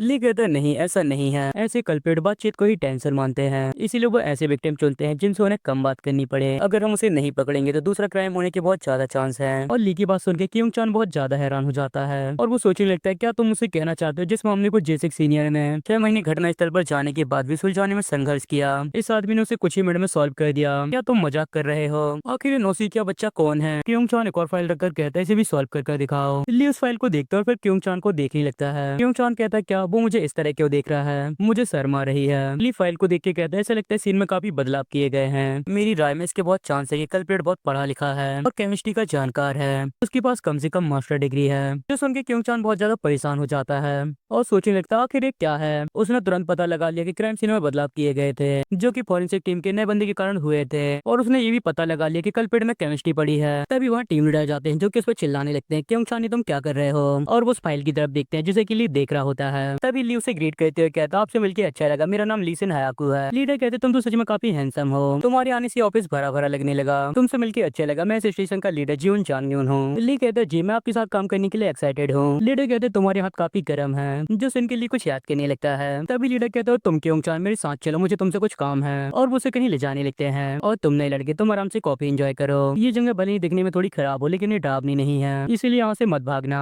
इसे बिल्कुल अपने घर की तरह समझो। ली कहता जी मैं समझ गया। जिसके बाद हम लॉन्च रूम में लीडर और क्योंग चान को देखते हैं। लीडर कहता क्या तुम मुझसे नाराज हो क्योंकि मैंने तुम्हें उस नए लड़के की जिम्मेदारी सौंप दी जबकि तुम्हारे पास इतना सारा काम है? क्योंग चान कहता नहीं ऐसी बात नहीं है। लीडर कहता पर तब भी पागल चीजों को करने का एक तरीका होता है। तुमने और जेसक ने जिन केस पे इतनी मेहनत से काम किया तुम इतने टफ केस उसे कैसे दे सकते हो? अगर तुम उसे इतना बड़ा काम दोगे और वो डर के भाग गया तो क्या तुम इसकी जिम्मेदारी लोगे? क्योंग चान कहते नहीं लीडर ऐसा नहीं है। लीडर कहता खैर जाने दो, हमने उसे यूनिट 1 में भेजने का फैसला फैसला किया है। जो सुन के क्योंग चान हैरान हो जाता है, क्या सच में? लीडे कहता है मैं भी थोड़ी देर पहले इसी बारे में चीफ से चर्चा कर रहा था, क्योंकि तुम्हारे पास एक नया बंदा होने की बजाय एक एक्सपीरियंस बंदा होना काफी अच्छा होगा। इसके अलावा यूनिट 1 काफी फेमस है, उसमें केवल पागल और सन के लोग भरे पड़े हैं। हो सकता है उसे वहाँ ढलने में थोड़ी दिक्कत हो, लेकिन वो इसे मैनेज कर लेगा। क्या तुम जानते हो, कहा जाता है जो बच्चा जितना प्यारा होता है उसे पालने में उतनी ही सख्ती बरतनी पड़ती है। यहाँ क्योंग चान सोच रहा होता है, रुको, क्या उसने अभी इसी चीज के लिए मुझे नहीं डांटा था, क्योंकि मैंने उसे एक डिफिकल्ट केस दिया था और अब वो चाहता है कि वो यूनिट 1 में जाए। लीडे कहते हैं खैर हम आसामी उसे भेज रहे हैं, इसीलिए उसे भेजने से पहले कम से कम कुछ खिला देना। खैर उसे बिना किसी कारण के डराना मत। खैर मुझे एक लेक्चर देना है तो मैं चलता हूँ। क्योंग चान कहता है क्या बस इतना ही? क्या सच में? वो बस वही बात कहता है जो वो चाहता है। जिसके बाद हम दोबारा ली को देखते हैं, जो कि एक फाइल को देख रहा होता है। तभी वहाँ क्योंग चान आ जाता है। यहाँ कितनी ज्यादा लाइट है, आखिर दिन में किसने लाइट चालू की है? ली कहते सर आप वापिस आ गए। क्योंग चान कहता है तुम्हें काम की बजाय आराम कर लेना चाहिए था। ली कहता है कोई बात नहीं, वैसे सीनियर क्या मैं आपसे कुछ पूछ सकता हूँ? क्योंग चान कहता हाँ, क्या कुछ गड़बड़ है? ली कहता ये केस क्या ये सभी पहले ही सॉल्व हो चुके हैं? क्योंग चान कहता हाँ, कॉपी ऑफ मर्डर केस में एक दूसरा विक्टिम भी है जैसा तुमने कहा था। और ली सोचने लगता है मर्डर की लोकेशन 5 किलोमीटर के अंदर थी। वो लगातार एक पैटर्न में क्राइम कर रहा था, मानो कि वो अपने एरिया में ही विक्टिम ढूंढ रहा था। तभी क्योंग चान कहता है दूसरा मर्डर पहले मर्डर से 3 किलोमीटर दूर हुआ था। विक्टिम एक कैफे में वेट्रेस थे। किलर ने कैफे में आते समय एक कॉफी मंगाई और फिर उसे स्टैप कर दिया। तो मैं क्या लगता है उसने क्या किया होगा? ली कहता है उसने उसकी कीमती चीजें चुरा ली होंगी और उसका मर्डर करने के तुरंत बाद भाग गया होगा। क्योंग चान कहता है बिल्कुल सही, 2 लोगों का मर्डर हुआ, फिर भी उसने कुल मिलाकर 3.5 लाख बोन ही चुराए। उसने कहा कि उसे उसकी फैक्ट्री जॉब से निकाल दिया गया था और उसे पैसों की जरूरत थी, कितना बेकार है ना। और वो ली को देख के सोचने लगता है अगर उसकी स्किल किस्मत से नहीं है तो ये वही टैलेंट है जिसकी हमारी टीम को अभी जरूरत है, लेकिन उसे इस तरह से यहाँ से भेजना कहीं उल्टा न पड़ जाए। तभी वो ली को बुलाते हैं, मेरी बात को गलत मत समझना और ध्यान से सुनना। और वो ली को उसके ट्रांसफर के बारे में बता देता है, जिसके बाद हम ली को यूनिट 1 की बिल्डिंग के सामने देखते हैं जहाँ वो क्योंग चान की बात को याद कर रहा होता है। क्योंग चान कहता है तुम्हें यूनिट 1 में भेजा जा रहा है, टीम लीडर चाहते तुम्हें कुछ फील्ड एक्सपीरियंस भी मिले। ली कहते हैं काफी बढ़िया है क्योंकि बुराई बुक की तुलना में फील्ड में ज्यादा होती है। और वो स्माइल करते हुए कहता है इससे मुझे उनसे मिलने के और भी ज्यादा मौके मिलेंगे। जिसके बाद वो बिल्डिंग के अंदर चला जाता है। तब उसके पास एक बंदा दौड़ता हुआ आता है जो कि काफी डरा हुआ होता है और ली से कहने लगता है मुझे बचाओ प्लीज, मुझे बचा लो। तभी वो किसी को देख के और भी डर जाता है, मेरे पास मत आओ, मुझसे दूर रहो, मुझसे दूर रहो। उसके सामने वाला बंदा कहता है सच में तुम काम बढ़ा रहे हो। और हम देखते भाई एक डरावना सा आदमी होता है, तुम आके चीजों को इतना खराब क्यों कर रहे हो? वो बंदा कहता है तुम कह रहे हो तुम पुलिस हो, क्या तुम पागल हो? तुम्हारी शक्ल देख के मुझे पूरा यकीन है तुम एक चाइनीज कोरियन किलर हो। तुम्हें किसने भेजा है? क्या ये ससांग जान क्लैन है? क्या ससांग जान क्लैन ने तुम्हें भेजा है? पर वो डरावना बंदा उसे पकड़ के अंदर ले जाने लगता है। वो बंदा कहता है बकवास बंद करो, मेरे साथ कोऑपरेट करो। वो बंदा कहता है तुम मुझे कहाँ ले जा रहे हो? मैं मरना नहीं चाहता, तुम मुझे कहाँ ले जा रहे हो? और ये देख के थोड़ा सा शौक होता है, जिसके बाद वो यूनिट 1 के ऑफिस में चला जाता है जहाँ वो कुछ देख के हैरान हो जाता है क्योंकि उसके सामने एक मॉन्स्टर होता है, लेकिन वो एक लड़की होती है जिसके बाल खुले होते हैं और वो अपने बालों को बांध के खुद को सही कर लेती है। वो लड़की कहती है मैं आपकी कैसे मदद कर सकती हूँ? तभी वहाँ एक नया बंदा आ जाता है जो कहता है क्या बकवास है, तुम इसमें बहुत ज्यादा खराब हो, क्या तुमने टीम लीडर की बात नहीं सुनी? उन्होंने कहा था हमारी टीम कस्टमरों को अच्छे से सर्व नहीं कर पा रही। लड़की कहती है कि तुम क्या बात कर रहे हो? वो बंदा कहता है सिविलियंस के साथ अच्छे से व्यवहार करो, क्या तुम इस बात को भूल गई? अब मुझे देखो मैं तुम्हें बताता हूँ। और वो एक क्रीपी सा फेस बनाते हुए कहता है मैं तुम्हारी कैसे मदद कर सकता हूँ? जो देख के लिए थोड़ा हैरान हो जाता है। तभी उसे होश आता है, वो कहता है आपसे मिलकर खुशी हुई, मैं साजन लीसन हयाकू हूँ, इन्वेस्टिगेशन प्रोफाइलर टीम से। जिसे देख के वो दोनों हैरान हो जाते हैं, क्या एक प्रोफाइलर? और वो बंदा अपने सिर पे हाथ रख लेता, हमने कुछ रीइंफोर्समेंट के लिए कहा था लेकिन उन्होंने ये भेजा है। खैर मैंने तुम्हारे बारे में सुना है, मैं चोई डोंग चियोल हूँ। और उस लड़की को चिल्लाते हुए कहता है स्पाइडर तुम इंक्वायरी इन्वेस्टिगेशन के लिए जाने वाली हो ना, प्रोफाइलर लीसन हयाकू को अपने साथ ले जाना। जो सुन के स्पाइडर हैरान हो जाते हैं, क्या सीनियर? मैं नहीं। जिसके बाद चोई वहाँ से जाने लगता है और वो ली से कहता है अगर तुम्हारी कोई सवाल है तो स्पाइडर से पूछ लेना, वो तुम्हें आंसर दे देगी। और वो गुड लक कहते हुए वहाँ से निकल जाता है और स्पाइडर अपने सिर पे हाथ रख लेती है, सच में ये सब क्या है? और वो ली को देख के कहती है चलो चलते हैं। यहाँ ली सोच रहा होता है उसका निकनेम स्पाइडर है और उसे बुलाते हुए कहता है सुनिए सीनियर, क्या मैं आपसे पूछ सकता हूँ किससे मिलने और किसका इंटरव्यू लेने जा रहे हैं? स्पाइडर कहते हैं एक मर्डर केस जो कल हुआ था, हम उस आखिरी इंसान से मिलने जा रहे हैं जिसने लास्ट टाइम विक्टिम से बात की थी और वो विक्टिम की गर्लफ्रेंड भी है। जो सुन के लिए क्रीपी से स्माइल करते हैं एक मर्डर केस, जिसके बाद हम एक बिल्डिंग को देखते हैं जहाँ 2 लोग कहीं जा रहे होते हैं। लड़की कहती है ऊपर जल्दी करो जल्दी करो। लड़का कहता है तुम कुछ भी भूल मत जाना। लड़की कहती है हाँ मुझे याद है, मैंने कहा ना जल्दी करो। और लड़का अपने सामान को कार की डिक्की में रखने लगता है। लड़का कहता है मुझे पता है तुम्हें बहुत जल्दी है लेकिन तुम ड्रंक हो, मुझे कार चलाने दो। लड़की कहती है ऊपर मैंने केवल 2 कैन बियर पी है, मुझे देखो मैं ठीक हूँ और वैसे मैं तुमसे ज्यादा अच्छे ड्राइवर हूँ। लड़का कहता हाँ तुमने सही कहा। लड़की कहती तो फिर जल्दी करो मैं तुम्हें सेफ पहुंचा दूंगी। जिसके बाद वो लोग कार में बैठ जाते हैं। लड़की कहती है ऊपर मुझे माफ करना, ये तुम्हारी मेहनत की छुट्टी थी लेकिन मैंने सब कुछ बर्बाद कर दिया, मेरी कैट बोरी ने सब कुछ बर्बाद कर दिया। लड़का कहता है तुम क्या बात कर रही हो?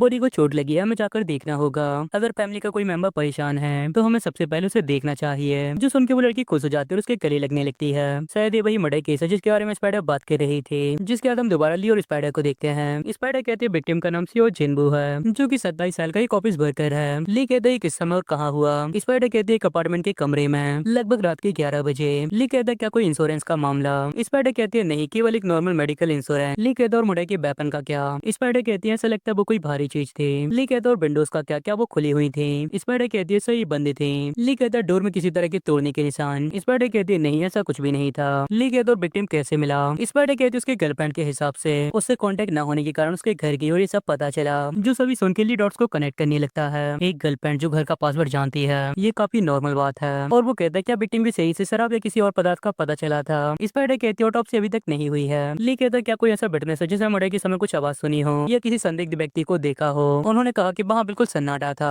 मैंने सीसीटीवी फुटेज को भी कई बार बारीकी से जांचा, मुझे भी किसी भी तरह का संदिग्ध व्यक्ति नहीं दिखा। और वो कार में बैठने लगती है लेकिन ली उसका गेट पकड़ लेता है। ली कहता है क्या मैं ड्राइव करूँ, तब तक आप एक नैप ले सकती हैं। स्पाइडर सोचती है इसका व्यवहार तो काफी अच्छा है और वो कहती है तो भाई ठीक है, मैं इसे तुम पे छोड़ती हूँ। और वो लोग जाने के लिए तैयार होते हैं। ली कहता है मैं कहाँ जाना है और स्पाइडर उनकी लोकेशन के लिए मैप लगा देती है। स्पाइडर कहती है वैसे मेरा नाम ली सूजियोंग है, बाकी सब मैं तुम पे छोड़ती हूँ। और वो सो जाती है। ली कहता है मेरा नाम लीसिन है, आपको आपके साथ काम कर खुशी होगी। जिसके बाद वो लोग उनकी मंजिल की ओर जाने लगते हैं। तभी ली की आंखें दोबारा ब्लैक होने लगती है और वो सीन को इमेजिन करने लगता है। वो एक बिल्डिंग के सामने खड़ा होकर एक रूम को देख रहा होता है, 5 फ्लोर की बिल्डिंग का 4th फ्लोर। और वो अपनी घड़ी को देखते हुए कहता है लगभग 11 बजे, वो समय जब आसपास केवल कुछ लोग होते हैं। क्योंकि इस जगह पे सीसीटीवी कैमरा लगा हुआ है, इसीलिए मेन एंट्रेंस से अंदर जाना मुश्किल है। बाहरी दीवारों पर चढ़कर अंदर आने या छत से कमरे में जाने के बारे में क्या ख्याल है, वो भी करना काफी मुश्किल है क्योंकि खिड़कियां बंद हैं। तो फिर सीसीटीवी कैमरा में कैद हुए बिना या कोई हंगामा किए बिना अंदर जाना, इसका केवल एक ही मतलब है। लेकिन तभी स्पाइडर चिल्लाने लगती है रुको रुको, जो सुन के लिए जल्दी से कार को रोक देता है। और स्पाइडर कार से निकलकर दो लोगों की तरफ बढ़ने लगती है जो कि एक दूसरे से लड़ रहे होते हैं। वो दोनों एक दूसरे को बहुत बुरी तरह गाली दे रहे होते हैं। तभी एक बंदा दूसरे को मारने के लिए बॉटल उठा लेता है, लेकिन स्पाइडर उसके अटैक को रोक लेती है, जिसे देख के वो दोनों हैरान हो जाते हैं अब तू कौन है। स्पाइडर कहती है थोड़ा शांत हो जाओ, आखिर तुम दोनों पीने के बाद इतनी बुरी तरह क्यों लड़ रहे हो, तुम्हें इसे शांति से सुलझा लेना चाहिए। और वो एक डैडी जोक करती है। वो बंदा कहता है कि तुम क्या कह रही हो, क्या तुमने अभी हमारा मजाक उड़ाया। दूसरा वाला बंदा कहता अपने काम से काम रखो। यहाँ ली भी उन्हें देख रहा होता है और सोच रहा होता है आदमी अक्सर खूबसूरत महिलाओं के आसपास होने से ज्यादा दिखावा करने लगते हैं, लेकिन यहाँ दोनों दोबारा फाइट शुरू कर दी थी। चल इसे खत्म करते हैं, मैं तुझे अभी मार डालूंगा। स्पाइडर कहती है तुम दोनों, मैंने कहा शांत हो जाओ। लेकिन उनमें से एक स्पाइडर पे ही अटैक कर देता है, पर स्पाइडर उसके अटैक को डॉज कर लेती है, जो देखकर ली भी उनकी तरफ बढ़ने लगता है। तब स्पाइडर जोर से चिल्लाती है तुम दोनों अभी रुक जाओ, जो सुन के वो दोनों रुक जाते हैं। स्पाइडर कहती है तुम लोगों ने मेरे ब्रेस्ट को छुआ है ना, जो सुन के वो हैरान हो जाते हैं क्या हमने क्या छुआ। स्पाइडर कहती है तुमने अभी मेरे ब्रेस्ट को छुआ, जो सुन के वहाँ लोग जमा होने लगते हैं। उनमें से एक बंदा कहता है नहीं हमने सच में ऐसा नहीं किया। स्पाइडर कहती है मैं 3 तक गिनूंगी, अगर तुम दोनों एक दूसरे से मुंह फेर कर यहाँ से नहीं भागे तो मैं पुलिस में सेक्सुअल हैरेसमेंट की कंप्लेंट कर दूंगी। जो सुन के वो दोनों डर जाते हैं। स्पाइडर काउंट करने लगती है। तभी स्पाइडर हंसते हुए कहती है लेकिन अब क्या करें, मैं तो खुद ही पुलिस में हूँ। जो देख के वो बंदे वहाँ से भागने लगते हैं। यहाँ लिए सब देख के थोड़ा हैरान होता है। ली कहता पुलिस एक ऐसी ऑर्गेनाइजेशन है जो घटनाओं को रोकने की बजाय उनके होने के बाद एक्शन करती है, लेकिन ये सोच के हैरानी है कि उसने ऐसा होने से पहले उसे रोक दिया। तभी ली कहता है सीनियर क्या आप कॉफी लेना पसंद करेंगे। स्पाइडर कहती है मुझे लगता है मेरा दिमाग पहले ही कैफीन से भरा हुआ है, इसीलिए मैं बस थोड़ा पानी पीऊंगी। और तुम्हारा क्या, क्या तुम कॉफी लोगे। ली कहता है यदि ऐसा है तो मैं भी पानी लेना चाहूंगा, मैं अभी लेके आता हूँ। और इससे पहले वो अपनी बात खत्म कर पाता स्पाइडर वहाँ से गायब हो जाती है और जल्दी से 2 बोतल पानी लेके आ जाती है और उनमें से एक ली को देते हुए कहती है तुम्हारे लिए। ली कहता आपका धन्यवाद। तभी स्पाइडर कहती है रुको चलो यहाँ स्वैप करें, और वो दोनों अपनी बोतल बदल लेते हैं। स्पाइडर कहती है अब ये हो गया बार्टर, वो पुराने जमाने वाला बार्टर सिस्टम, जिसे कि इन्हें एक डेड जोक की तरह कह दिया, जो देख के लिए काफी हैरान होता आखिर ये क्या था। स्पाइडर हंसते हुए कहती है मैं डेड जोक के लिए सही समय का इंतजार कर रही थी। यहाँ ली सोच रहा होता अपने आप को इस तरह जोन से बाहर मत करो है आपको, आखिरकार ये सोशल लाइफ है, ये समय जिस समय तुम्हें हंसना चाहिए। और वो भी हंसने लगता है, जिसके बाद वो लोग वहाँ से जाने लगते हैं। स्पाइडर कहती है चलो चलें। यहाँ ली उसकी हरकतें देख के थोड़ा शौक होता है। ली कहता है उसका निकनेम स्पाइडर है, फिर भी वो एक ब्यूटीफुल वुमन है जिसे अचानक ही डेड जोक सुनाने की आदत है। उसे समझना शायद प्रोफाइलिंग से ज्यादा कठिन है। खैर हयाको यही सोशल लाइफ है। जिसके बाद वो लोग दोबारा उनकी मंजिल की तरफ जाने लगते हैं, जहाँ स्पाइडर किसी से बात कर रही होती है। स्पाइडर कहती है हेलो मिस्टर पार्क ग्योंटे, मैं ली सेजोंग हूँ, मैंने आपसे पहले कांटेक्ट किया था, हम लगभग आपके ऑफिस के सामने ही हैं। तो फिर ठीक है जल्दी मिलते हैं, मैं आपका इंतजार करूंगी। वैसे आप क्या पीना पसंद करेंगे। और वो कॉल काटते हुए कहती है उन्होंने कहा वो थोड़ी देर में आइडियल कैफे में मिलेंगे। ली कहते तो फिर ठीक है मैं गाड़ी यहीं पार्क कर देता हूँ। जिसके बाद वो लोग कैफे के अंदर चले जाते हैं। स्पाइडर कहती तुम क्या पीना पसंद करोगे, जिस पर ली कहता पार्क ग्योंटे ने क्या पीने के लिए कहा था। स्पाइडर कहती है आइस्ड अमेरिकानो। ली कहता तो फिर मैं भी एक लूंगा, मैं इसके लिए पे करता हूँ। लेकिन स्पाइडर से रोकते हुए दोबारा डेड जोक कहती है हमारे पास इन्वेस्टिगेशन फंड है तो अपने पैसे बचा कर रखो। जिसके बाद वो लोग उनकी ड्रिंक लेके एंजॉय करने लगते हैं। स्पाइडर कॉफी पीते हुए कहती है इस तरह तो मैं मैक्स लेवल में अपडेट कर जाऊंगी। ली कहते हैं ऐसा लगता है आप इन्वेस्टिगेशन करते समय रिलेशनशिप बिल्ड करती हैं, क्योंकि आपने भी जानबूझकर वही चुना जो कि आने वाले इंसान ने कहा था। स्पाइडर कहते हैं रिलेशन बिल्ड आखिर ये क्या है, और वो सोचने लगती है क्या किसी तरह के खाने खाने की चीज है। जो सुन के लिए हैरान होता है और सोचने लगता है तो पहले आपका कॉफी पीने का मन ही नहीं था और अब आपका इसे पीने का मन कर रहा है। तभी ली खड़ा होते हुए कहता है, सीना चूंकि मेरा फर्स्ट टाइम है, मैं गलती कर सकता हूँ, इसीलिए मैं पीछे बैठता हूँ। स्पाइडर कहती तुम यहाँ भी बैठ सकते हो, साथ में सुन सकते हो। ली कहता गवाही देने वाले की तरफ से सोचा तो मुझे यकीन है 2 लोगों से बात करने की बजाय एक इंसान से बात करना उसके लिए आसान होगा। स्पाइडर कहती तो क्या ऐसा है, जिसके बाद ली उसके पीछे वाली सीट में जाके बैठ जाता है। तभी उनका बिटनेस भी आ जाता है। स्पाइडर उसे बुलाते हुए कहते मिस्टर पार्क ग्योंटे यहाँ, जिसे देख के वो बंदा थोड़ा हैरान होता है। यहाँ दूसरी तरफ ली भी उसे गौर से देख रहा होता है। ग्योंटे कहता सॉरी आपको इंतजार करना पड़ा। स्पाइडर कहती कोई बात नहीं, यहाँ बैठिए, आप बिजी रहे होंगे, आपका समय देने के लिए धन्यवाद। ग्योंटे कहता लेकिन मुझे जल्दी लौटना होगा, मुझे अभी भी काम करना है। स्पाइडर कहती है जल्दी खत्म हो जाएगा, कोऑपरेट करने के लिए धन्यवाद। और इन्वेस्टिगेशन स्टार्ट हो जाती है। स्पाइडर कहती है मिस्टर पार्क ग्योंटे आपका विक्टिम सी और जिन्गू से क्या रिलेशनशिप है। ग्योंटे कहता हम कॉलेज फ्रेंड थे। स्पाइडर कहती तो क्या आप लोग क्लोज थे। ग्योंटे कहता हाँ हम साथ में काफी समय बिताते थे। ग्योंटे कहता हाँ हम काफी करीब थे, पिछले साल में जिन्गू के साथ एक वैली भी घूमने गया था, लेकिन मैंने कभी नहीं सोचा था उस आदमी के साथ ऐसा हो जाएगा। स्पाइडर कहती तो आप लोग बाकी ही क्लोज रहे होंगे। उसकी कॉल रिकॉर्डिंग को देखने के बाद ऐसा लगता है आप दोनों आपस में काफी बात करते थे। ग्योंटे कहता हाँ हम दोनों काफी बात करते थे। स्पाइडर कहती तो आपकी बात मिस्टर चिंगू की मौत से लगभग 30 मिनट पहले हुई थी, क्या उसकी आवाज में कोई घबराहट थी या उसने किसी से फाइट की थी या कोई ऐसी चीज जो आपको अजीब लगी हो। ग्योंटे कहते नहीं ऐसा कुछ नहीं था, मैंने उसे केवल इसलिए कॉल किया था ताकि वो मेरे साथ बैठकर बाहर ड्रिंक कर सके, लेकिन उसने कहा वो थका हुआ और सोना चाहता है। स्पाइडर कहती उस रात आप किसके साथ ड्रिंक कर रहे थे। ग्योंटे कहता मैं अकेले ही पी रहा था।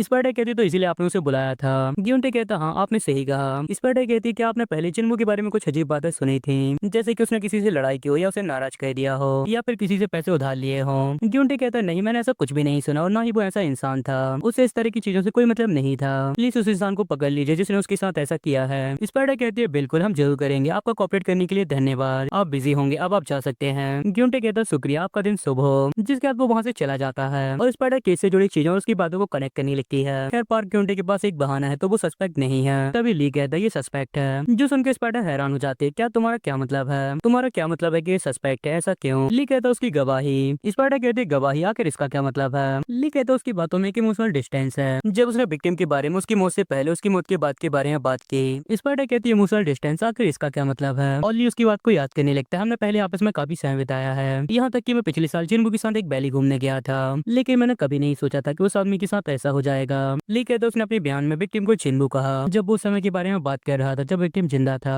लेकिन उसने विक्टिम की मौत की बात करते समय उसे वह आदमी कहकर बुलाया। इस तरह के बयान बिना सोचे समझे दिए जाते हैं, उस आदमी जैसे शब्दों का चयन करना जो दिखाता है कि उसका उससे बहुत ज्यादा कांटेक्ट नहीं है जिससे वो चीजों से बच सके। जिन्गू नाम की वजह उसने उसे आदमी कहा, मानो ये जोर देने की कोशिश की जा रही हो कि उसकी मौत का मुझसे कोई लेना देना नहीं है। स्पाइडर कहती है लेकिन ऐसा हो सकता है कि उसने ऐसा अनजाने में कह दिया हो क्योंकि वो सबके दायरे में नहीं आना चाहता होगा। ली कहता है ऐसा भी हो सकता है, लेकिन केवल यही बात नहीं है। स्पाइडर कहती है क्या कुछ और भी है। गवाही विक्टिम की मौत से पहले की घटनाओं के बारे में उसने बार बार बात की, वहीं दूसरी ओर उसने मौत के समय के बारे में लगभग कुछ भी नहीं कहा। इसके अलावा अगर वो सच में इतने क्लोज होते तो उसके चेहरे में गुस्सा या दुख होना चाहिए था, लेकिन ऐसा कुछ भी नहीं था। दूसरे शब्दों में कहे तो उसकी गवाही उसके इमोशन से मेल नहीं खाती, जो सुन के स्पाइडर पूरी तरह शौक हो जाती है भगवान। स्पाइडर कहते लेकिन अभी भी उस पर शक करना मुश्किल है क्योंकि उसके फोन की लोकेशन बता रही है कि वो मर्डर की लोकेशन से लगभग 1 घंटे दूर था। ली कहता भले ही इन दोनों लोग कितना ही ज्यादा मोबाइल क्यों न चलाते हो, लेकिन ऐसा नहीं है कि उनमें खुद को ही चिप लगी है। स्पाइडर कहती तो क्या इसका मतलब यह है कि पार्क ग्योंटे कुछ छुपा रहा है। स्पाइडर कहती इसलिए चीजों को पहले से ही पूरी तरह मान लेना खतरनाक है क्योंकि इंसान में कोई चिप नहीं है तो वो कहीं भी हो सकता है, फोन किसी भी जगह हो सकता है और वो किसी को कॉल करने लगती है। स्पाइडर कहती है मैं हूँ, तुम कहाँ हो। दूसरी तरफ वाला बंदा कहता है और कहाँ हो सकता हूँ, मैं पागलों की तरह इतनी देर से डेस्क कैमरे में छानबीन कर रहा हूँ, आखिर इसका मेमोरी कार्ड कहाँ है। स्पाइडर कहती खैर इससे तुम मरोगे नहीं। उस बंदे के साथ खड़ा बंदा कहता क्या ये सच में पुलिस ऑफिसर है। स्पाइडर कहती खैर इसे कुछ समय के लिए छोड़ दो, पता लगाओ पार्क ग्योंटे ने विक्टिम को किस लोकेशन से फोन किया था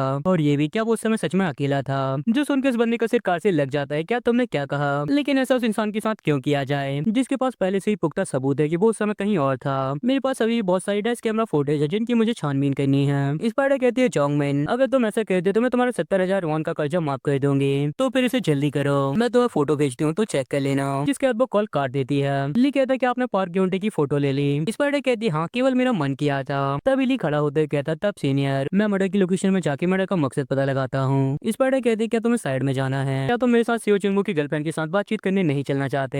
ली कहता है अगर आप उसकी गवाही रिकॉर्ड कर लें तो मैं उसे आने की बात सुन लूंगा। स्पाइडर कहती है चूंकि हमारा काम अलग अलग है तो ये काफी जल्दी हो जाएगा, लेकिन क्या तुम अकेले ऐसा कर लोगे। ली कहते चिंता मत कीजिए मैं सब कुछ संभाल लूंगा। स्पाइडर कहती तो फिर ठीक है मुझे अपना फोन नंबर दे दो मैं तुम्हें लोकेशन भेजती हूँ। ली कहता आपका शुक्रिया जल्दी मिलते हैं। जिसके बाद वो हैप्पी विला नामक बिल्डिंग में आ जाता है और सीओ जिन्गू के कमरे की तरफ तरफ बढ़ने लगता है, जो कि 402 होता है। पुलिस ने उसके सामने फेंसिंग की होती है। तभी एक पुलिस वाला उसे देख लेता है और उसे रोकने लगता है। आखिर तुम कौन हो? तुम बिना परमिशन के यहाँ नहीं आ सकते।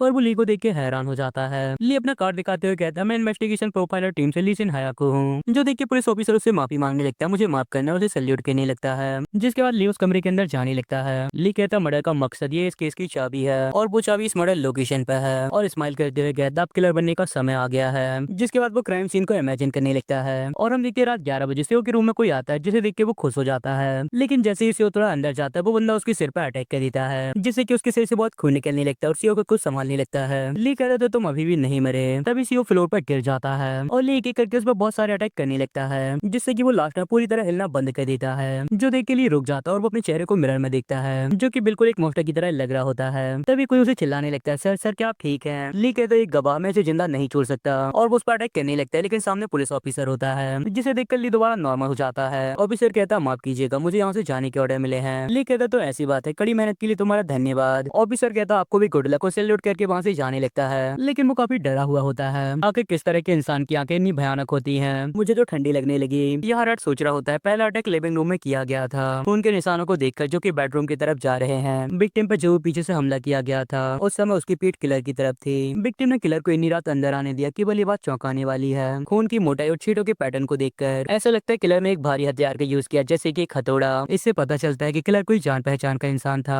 मर्डर का मकसद पैसा या चोरी नहीं थी, बल्कि किलर केवल विक्टिम को मारना चाहता था। इसी मोटिव से किलर ने एक सॉलिड प्लान बनाया और बड़े ही साहस के साथ क्राइम को अंजाम दिया। अगर इन सभी बातों को ध्यान से सोचें तो किलर एक हाई एजुकेटेड इंसान है, जिसके पास अच्छी सोशल स्किल है। वो जरूर अपने लास्ट 20s पे होगा। तभी उस रूम के सामने से एक बंदा गाना गाते हुए निकलता है, जो कि अपनी रूम की तरफ जा रहा होता है, जिसे कि ली देख लेता है। ली उसे रोकते हुए कहता है मैं पुलिस से हूँ, क्या मैं तुम्हारा कुछ टाइम ले सकता हूँ? वो बंदा कहता है क्या, मैंने पहले ही सब कुछ बता दिया है। ली कहता मुझे माफ करना, मुझे केवल कुछ बातें पूछनी है और तुम्हें मेरे साथ कोऑपरेट करना होगा। वो बंदा अपने सिर को पकड़ते हुए कहता है ठीक है, बताओ तुम क्या पूछना चाहते हो? ली कहता तुम्हारा नाम क्या है? वो बंदा कहता किम हाइजिन। ली कहता मिस्टर किम हाइजिन, क्या तुम्हें घटना के समय बगल वाले घर से कोई अजीब हलचल या आवाज सुनाई दी? हाइजिन कहता उस दिन मैंने पूरी रात परफॉर्मेंस हॉल में अपनी टीम के साथ जाकर बिताई थी और पुलिस सीसीटीवी फुटेज की भी जांच कर चुकी है। ली कहता तो घटना वाले दिन तुम घर पे नहीं थे। वो बंदा कहता हाँ तुमने सही कहा। ली कहता तुम्हारा कोऑपरेट करने के लिए धन्यवाद। हाइजिन कहता हाँ ठीक है, अब तुम अपने घर के अंदर जा सकता हूँ ना, और वो अपने रूम में जाके गेट को बंद कर लेता है। तभी ली के एक्सप्रेशन सीरियस हो जाते हैं और वो उसकी हरकतों को सुनने लगता है, जहाँ हाइजिन किसी से फोन पर बात कर रहा होता है। वो कहता नहीं ठीक है, मैं इस तरह का इंसान नहीं हूँ जो इस तरह की चीज से डर जाए। ऐसा तो नहीं है कि ये मर्डर का मामला तुम्हारी गलती से है ना? खैर इस जगह पर भरपूर धूप आती है और मुझे यहाँ बहुत अच्छा लग रहा है, इसे दिलाने के लिए तुम्हारा धन्यवाद। तो फिर परफॉर्मेंस वाले दिन मिलते हैं, जो सब बाहर से ली सुन रहा होता है। तभी वो अपने फोन पर कुछ देखने लगता है, जो कि असल में रेंट पे रूम के बारे में होता है। तभी उसे हाइजिन के रूम के बारे में पता चलता है, जो कि कुछ समय पहले ही रेंट पे लिया गया है। जिसके बाद हम एक रियल एस्टेट ऑफिस को देखते हैं, जहाँ ली आया होता है और एक ओल्ड मैन उसका वेलकम करता है। ली कहता गुड आफ्टरनून, मैं पुलिस से हूँ, मैं आपसे कुछ क्वेश्चन करना चाहता हूँ। वो बंदा कहता है ऐसा लगता है आजकल पुलिस में भर्ती लोगों का चेहरा देख के होती है, प्लीज यहाँ बैठ जाइए। ली कहता कॉपरेट करने के लिए आपका धन्यवाद। ली कहता कॉपरेट करने के लिए आपका धन्यवाद। ओल्ड मैन कहता आप क्या पूछना चाहते हैं? ली कहता आपको हैप्पी ब्ला के मर्डर के बारे में पता होगा। ओल्ड मैन कहता हाँ बिल्कुल, मैं भले ही इस तरह दिखता हूँ लेकिन मैं इस मोहल्ले में बहुत फेमस हूँ, भला मुझे ये कैसे नहीं पता चलेगा? ली कहता तो फिर आपको याद होगा आपने 2 महीने पहले उस कमरे को रेंट में दिया था, जिसके बगल में क्राइम हुआ है। ओल्ड मैन कहता क्या रूम नंबर 403? ली कहता क्या उस समय सौदा करने ये व्यक्ति आया था? क्या वो ये इंसान था? और वो उसे किसी की फोटो दिखाता है, जिसे देख के ओल्ड मैन बहुत हैरान हो जाता है, और वो होती है गियोटे की फोटो। ओल्ड मैन कहता हाँ बिल्कुल, मैंने इस आदमी के साथ ही डील की थी। ओल्ड मैन कहता क्या यही किलर है? ली कहता नहीं, ये केवल इन्वेस्टिगेशन थी। ली कहता तो सर क्या मैं कॉन्ट्रैक्ट के पेपर को देख सकता हूँ? ओल्ड मैन कहता बिल्कुल, मैं अभी देता हूँ, और वो उसे फाइल निकाल के दे देते हैं। ओल्ड मैन कहते लेकिन क्या ये पर्सनल इन्फॉर्मेशन लॉ के खिलाफ नहीं है? आपको इसके लिए वारंट की जरूरत नहीं है। ली कहता मैं इसका इस्तेमाल केवल रेफरेंस के लिए करूंगा, इसलिए ठीक है, और वो फाइल को देखने लगता है, जहाँ से पार्क गियोटे का नाम दिखता है। ली कहता आखिरकार अंधेरे में छिपा राक्षस बाहर आ ही गया, एक पहचान वाला इंसान जिसने पैसे के अलावा किसी और मकसद से क्राइम किया, और किलर ने एक सॉलिड प्लान बनाया और उसे अंजाम दिया। साथ ही वो हाईली एजुकेटेड है, जिसके पास अच्छी सोशल स्किल है, और वो अपने लेट 20s पे है। प्रोफाइलिंग के सारे पॉइंट इसी तरफ है। पार्क गियोटे, प्यास से अब मेरा गला चलने लगा है, मैं बहुत बेचैन हूँ, मैं इससे मिलना चाहता हूँ, मैं देखना चाहता हूँ आखिर वो असल में किस तरह का इंसान है। हालांकि किलर का मकसद अभी तक पता नहीं चल पाया, मुझे अभी और इंतजार करना होगा। तभी ली कहता है मेरा काम हो गया, कोऑपरेट करने के लिए आपका धन्यवाद। ओल्ड मैन कहता है ये तुम क्या कर रहे हो? कोऑपरेट करना सिटीजन की ड्यूटी है। जिसके बाद वो वहाँ से बाहर आ जाता है। तभी उसे स्पाइडर का कॉल आता है। ली कहता है हेलो सीनियर, क्या आपका काम हो गया? स्पाइडर कहती हाँ, क्या तुम्हें कुछ पता चला? ली कहता पता चला क्राइम सीन के बगल वाले कमरे रहने वाला कोई और नहीं, पार्क गियोटे है। जो सुन के स्पाइडर हैरान हो जाती है, क्या? स्पाइडर कहती क्या तुम्हारा मतलब पार्क गियोटे है? मुझे यकीन है, उसने कहा था वो अपनी वर्क प्लेस के पास में रहता है। ली कहता कॉन्टेक्ट तो पार्क पार्क ग्योटे के नाम पर है, लेकिन असल में वहाँ कोई और ही रहता है। ऐसा लगता है उसने इसे किसी और को दे दिया है। स्पाइडर कहती तो क्या हमें पहले पार्क ग्योटे को पकड़ना चाहिए। ली कहता मुझे लगता है अभी इसके लिए बहुत जल्दी होगा। इसके अलावा विक्टिम की गर्लफ्रेंड एम हाय हवा के साथ इन्वेस्टिगेशन कैसी रही। स्पाइडर कहती है खैर कुछ भी अजीब नहीं लगा, लेकिन चूंकि मैंने इसे रिकॉर्ड कर लिया मैं इसे तुम्हें भेज दूंगी। ली कहता आपका धन्यवाद और स्पाइडर उसे रिकॉर्डिंग सेंड कर देती है, जिसे के लिए ईयरबड्स लगा के सुनने लगता है। जिस पर स्पाइडर कहती है तो बहुत दुख होगा, तुम्हारा आने के लिए धन्यवाद, भले ये तुम्हारे लिए कठिन हो लेकिन तुम और सियो जिनबू कितने समय से साथ थे। हाय हवा कहती है लगभग 3 साल हो गए और वो सिसकने लगती है। स्पाइडर कहती है मुझे पता है ये दर्दनाक होगा, लेकिन हम सियो जिनबू को पूरी तरह न्याय दिलाएंगे। हम किलर को पकड़ने के लिए हर एक कोशिश करेंगे, इसीलिए मिस हाय हवा प्लीज स्ट्रॉन्ग रहें। हाय हवा कहते हैं जी आपका धन्यवाद। स्पाइडर कहती है तुमने कहा घटना वाले दिन तुम दोनों का मिलने का प्लान था, जिस पर हाय हवा हाँ कहती है। स्पाइडर कहती है तुम लोग किस समय मिलने वाले थे। हाय हवा कहती है 5 बजे। स्पाइडर कहती है क्या तुम उस समय के बारे में और भी विस्तार से बता सकती हो। हाय हवा कहती है हमने साथ में मूवी देखने और डिनर करने का प्लान बनाया था, लेकिन मैं उससे कांटेक्ट नहीं कर पाई, इसलिए मैं उसके घर गई। स्पाइडर कहती है क्या वो पहले भी कभी इस तरह कांटेक्ट से बाहर रहा है। हाय हवा कहती है हाँ कभी कभी, लेकिन उस दिन मुझे बहुत अजीब लग रहा था। जो सुन के ली को कुछ क्लिक होता है और वो सोचता है खासकर उस दिन कुछ अजीब लग रहा था। ये किसी ऐसी बात की तरफ इशारा कर रहा है जो कि अभी तक नहीं हुई थी। ये दिखाता है कि वो किसी बात को लेकर परेशान महसूस कर रही थी। जिसके बाद वो दोबारा हैप्पी बिला हेजन के रूम के सामने आ जाता है, जहाँ कमरे में हेजन आराम से सो रहा होता है। तभी उसकी बेल रिंग होने लगती है, उसकी नींद खुल जाती है। हेजन कहता है क्या बकवास है, मुझे बड़ी मुश्किल से नींद आई थी, अब आखिर कौन है। यहाँ ली लगातार डोरबेल बजा रहा होता है। तभी हेजन गुस्से से गेट खोलते हुए कहता है बटन दबाना बंद करो, आखिर ये क्या बकवास है। और वो सामने ली को देख के हैरान हो जाता है। तुम दोबारा।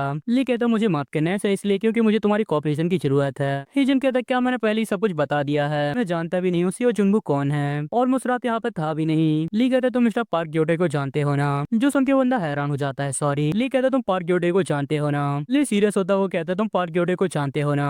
हेजन कहता कि तुम उसके बारे में क्यों पूछ रहे हो। ली कहता घटना वाले दिन क्या तुम्हें पार्क ग्योटे का कॉल आया था। हेजन कहता हाँ लेकिन क्यों। ली कहता कॉल किस बारे में थी। उसने मुझसे पूछा था मेरी परफॉर्मेंस के लिए मेरी प्रिपरेशन कैसी चल रही है। ली कहता क्या तुम मिस हायावा को जानते हो। अर्जुन कहता नहीं मैं ऐसे किसी को नहीं जानता। ली सोचता है पार्क ग्योटे को जानता है, लेकिन ये विक्टिम की गर्लफ्रेंड हायावा को नहीं जानता। और वो कहता तुम्हारा पार्क ग्योटे के साथ क्या रिलेशनशिप है। एजन कहता हमारे स्कूल के सीनियर जूनियर हैं, एक ही मोहल्ले से। ली कहता कि तुम इस घर में कैसे आए। अर्जुन कहता पार्क ग्योटे ने कहा था ये रूम खाली है क्योंकि उन्हें किसी कारण से यहाँ से जाना पड़ रहा है, इसीलिए उन्होंने मुझे यहाँ सस्ते में रहने के लिए कहा। ली कहता क्या तुमने दरवाजे का पासवर्ड बदल दिया है। अर्जुन कहता नहीं मैं भी वही पासवर्ड यूज करता हूँ जो कि पार्क ग्योटे ने सेट किया था। ली कहता मिस्टर किम हाइजेन क्या आपके पास एक हथौड़ा होगा। हाइजेन कहता क्या ये हथौड़ा। ली कहता हाँ मैंने गलती से क्राइम सीन पर टंगी घड़ी को गिरा दिया है, इसीलिए मुझे कील को वापस ठोक कर उसे लगाना होगा। हाइजेन कहता हाँ 1 मिनट में देता हूँ और वो उसे ढूंढने लगता है। मैंने इसे शू कैबिनेट पर रखा था लेकिन वो नहीं मिल रहा, मैं तो उसे हमेशा यहीं रखता था। ली कहता कोई बात नहीं मैं हार्डवेयर स्टोर से ले आऊंगा, तुम्हें परेशान करने के लिए मुझे माफ करना। हाइजेन कहता हाँ कोई बात नहीं और वो अपने गेट को लगाने लगता है। साथ ही ली वहाँ से जाने लगता है। लेकिन ली कहता मिस्टर किम हाइजेन अगर तुम किसी क्राइम को छिपाने में मदद कर रहे हो या किसी को भागने में मदद करते हो तो तुम पर एक्शन लिया जाएगा, इसीलिए आज पार्क ग्योटे से संपर्क ना करें। आप मेरी बात समझ गए होंगे। और वो बिला से बाहर आ जाता है। तभी उसे स्पाइडर की कॉल आती है। ली कहते जिमी सीनियर। स्पाइडर कहते मिस्टर सिन्हा को मुझे अभी जोजांग की कॉल आई थी, उसने इस बात की पुष्टि की है कि पार्क ग्योटे के नाम के कार्ड का इस्तेमाल उस बार पे किया गया है जहाँ उसने अकेले शराब पीने का दावा किया था। ली कहता और सीसीटीवी के बारे में क्या। स्पाइडर कहते हैं क्योंकि वो एक पुराना बार है इसलिए वहाँ कोई सीसीटीवी कैमरा नहीं है। उन्होंने भी कहा उन्हें याद नहीं है कि कोई व्यक्ति अकेले बैठकर शराब पी रहा था।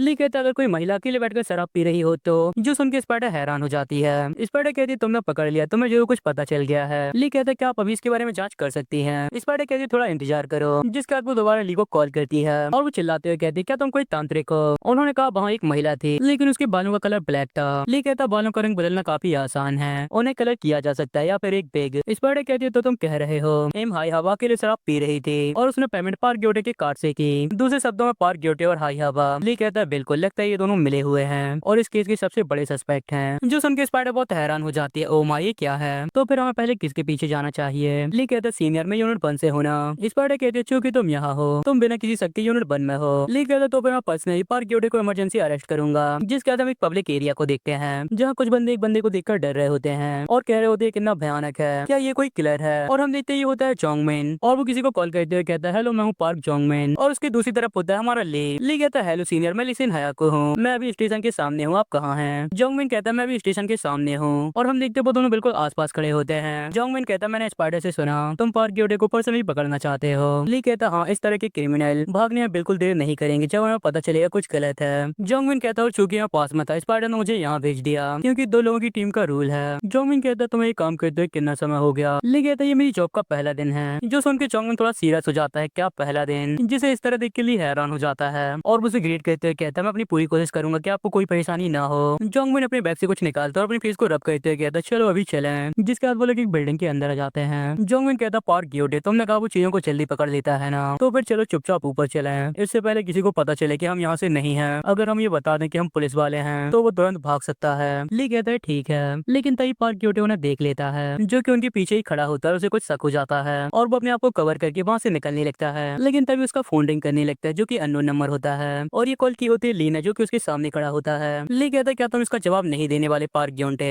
और वो उसे सीआईडी की तरह लापा मारता है और वो सारा सच उगल देता है। नहीं, असल में ऐसा कुछ नहीं होता है। ली कहता है जैसा उम्मीद थी, तुम्हें चीजें जल्दी समझ आ जाती हैं, हमें देखती है आराम से निकल जाना। ग्योटे कहता है क्या आप क्या कह रहे हैं। ली कहता है तुम्हें इमरजेंसी अरेस्ट किया जाता है सीओ जिम्बू के मर्डर के सस्पेक्ट के रूम में, तुम्हारे पास शांत रहने का अधिकार है। ग्योटे कहता है ये तुम क्या कह रहे हो, तुम्हारा क्या मतलब है कि मैं मर्डर सस्पेक्ट हूँ, तुम लोग शायद कंफ्यूज हो, वो मैं नहीं हूँ। तभी जोंगमिन उसके कंधे पे हाथ रखता है, वो पीछे देखने लगता है जहाँ जोंगमिन हैंडकप्स लेके खड़ा होता है अपने हाथ दो, जिसे देख के ग्योटे डर जाता है और जोंगमिन थोड़ा स्कैरी होके कहता है तुम्हारे हाथ। ली कहता है अगर तुम निर्दोष हुए तो तुम जल्दी छूट जाओगे और वो उसे हैंड्स पहना देते हैं। ग्योटे कहता है प्लीज मेरे लॉयर को कॉल करो। ली सोचता है बिल्कुल प्रोफाइलिंग की तरह, और ग्योटे के पास अच्छी सोशल स्किल और तेज दिमाग है, इसीलिए उसने चीजों को इतनी जल्दी समझ लिया और तुरंत लॉयर को कॉल करने के लिए कहा। ये अभी सबसे स्मार्ट तरीका होगा, इस तरह के इंसान से बयान लेना बिल्कुल भी आसान नहीं होगा क्योंकि उसके पास चुप रहने का अधिकार है, लेकिन अगर मैं उसकी सबसे कमजोर कड़ी को निशाना बनाऊं। जिसके बाद वो लोग स्टेशन पहुंच जाते हैं। स्पाइडर कहती तुम्हें दोबारा देखने के बाद तुम जिद्दी तरह के दिखते हो, और जोंगमिन उसे वहां से ले जाता है। तभी रेड कहता है भाई हवा कहाँ है। स्पाइडर कहती है बिल्कुल इन्वेस्टिगेशन रूम में, शायद इसलिए क्योंकि ये अचानक था, वो घबराई हुई लग रही है और झटपटा रही है। ली कहता है क्या उसने किसी लॉयर के लिए कहा। स्पाइडर कहती है नहीं। ली कहता तो फिर ठीक है, क्या ये ठीक रहेगा अगर मैं उसे इंट्रोगेट करूं। स्पाइडर कहती है क्या, चूंकि ये इमरजेंसी अरेस्ट है उसे पहले शांत हो जाने दो।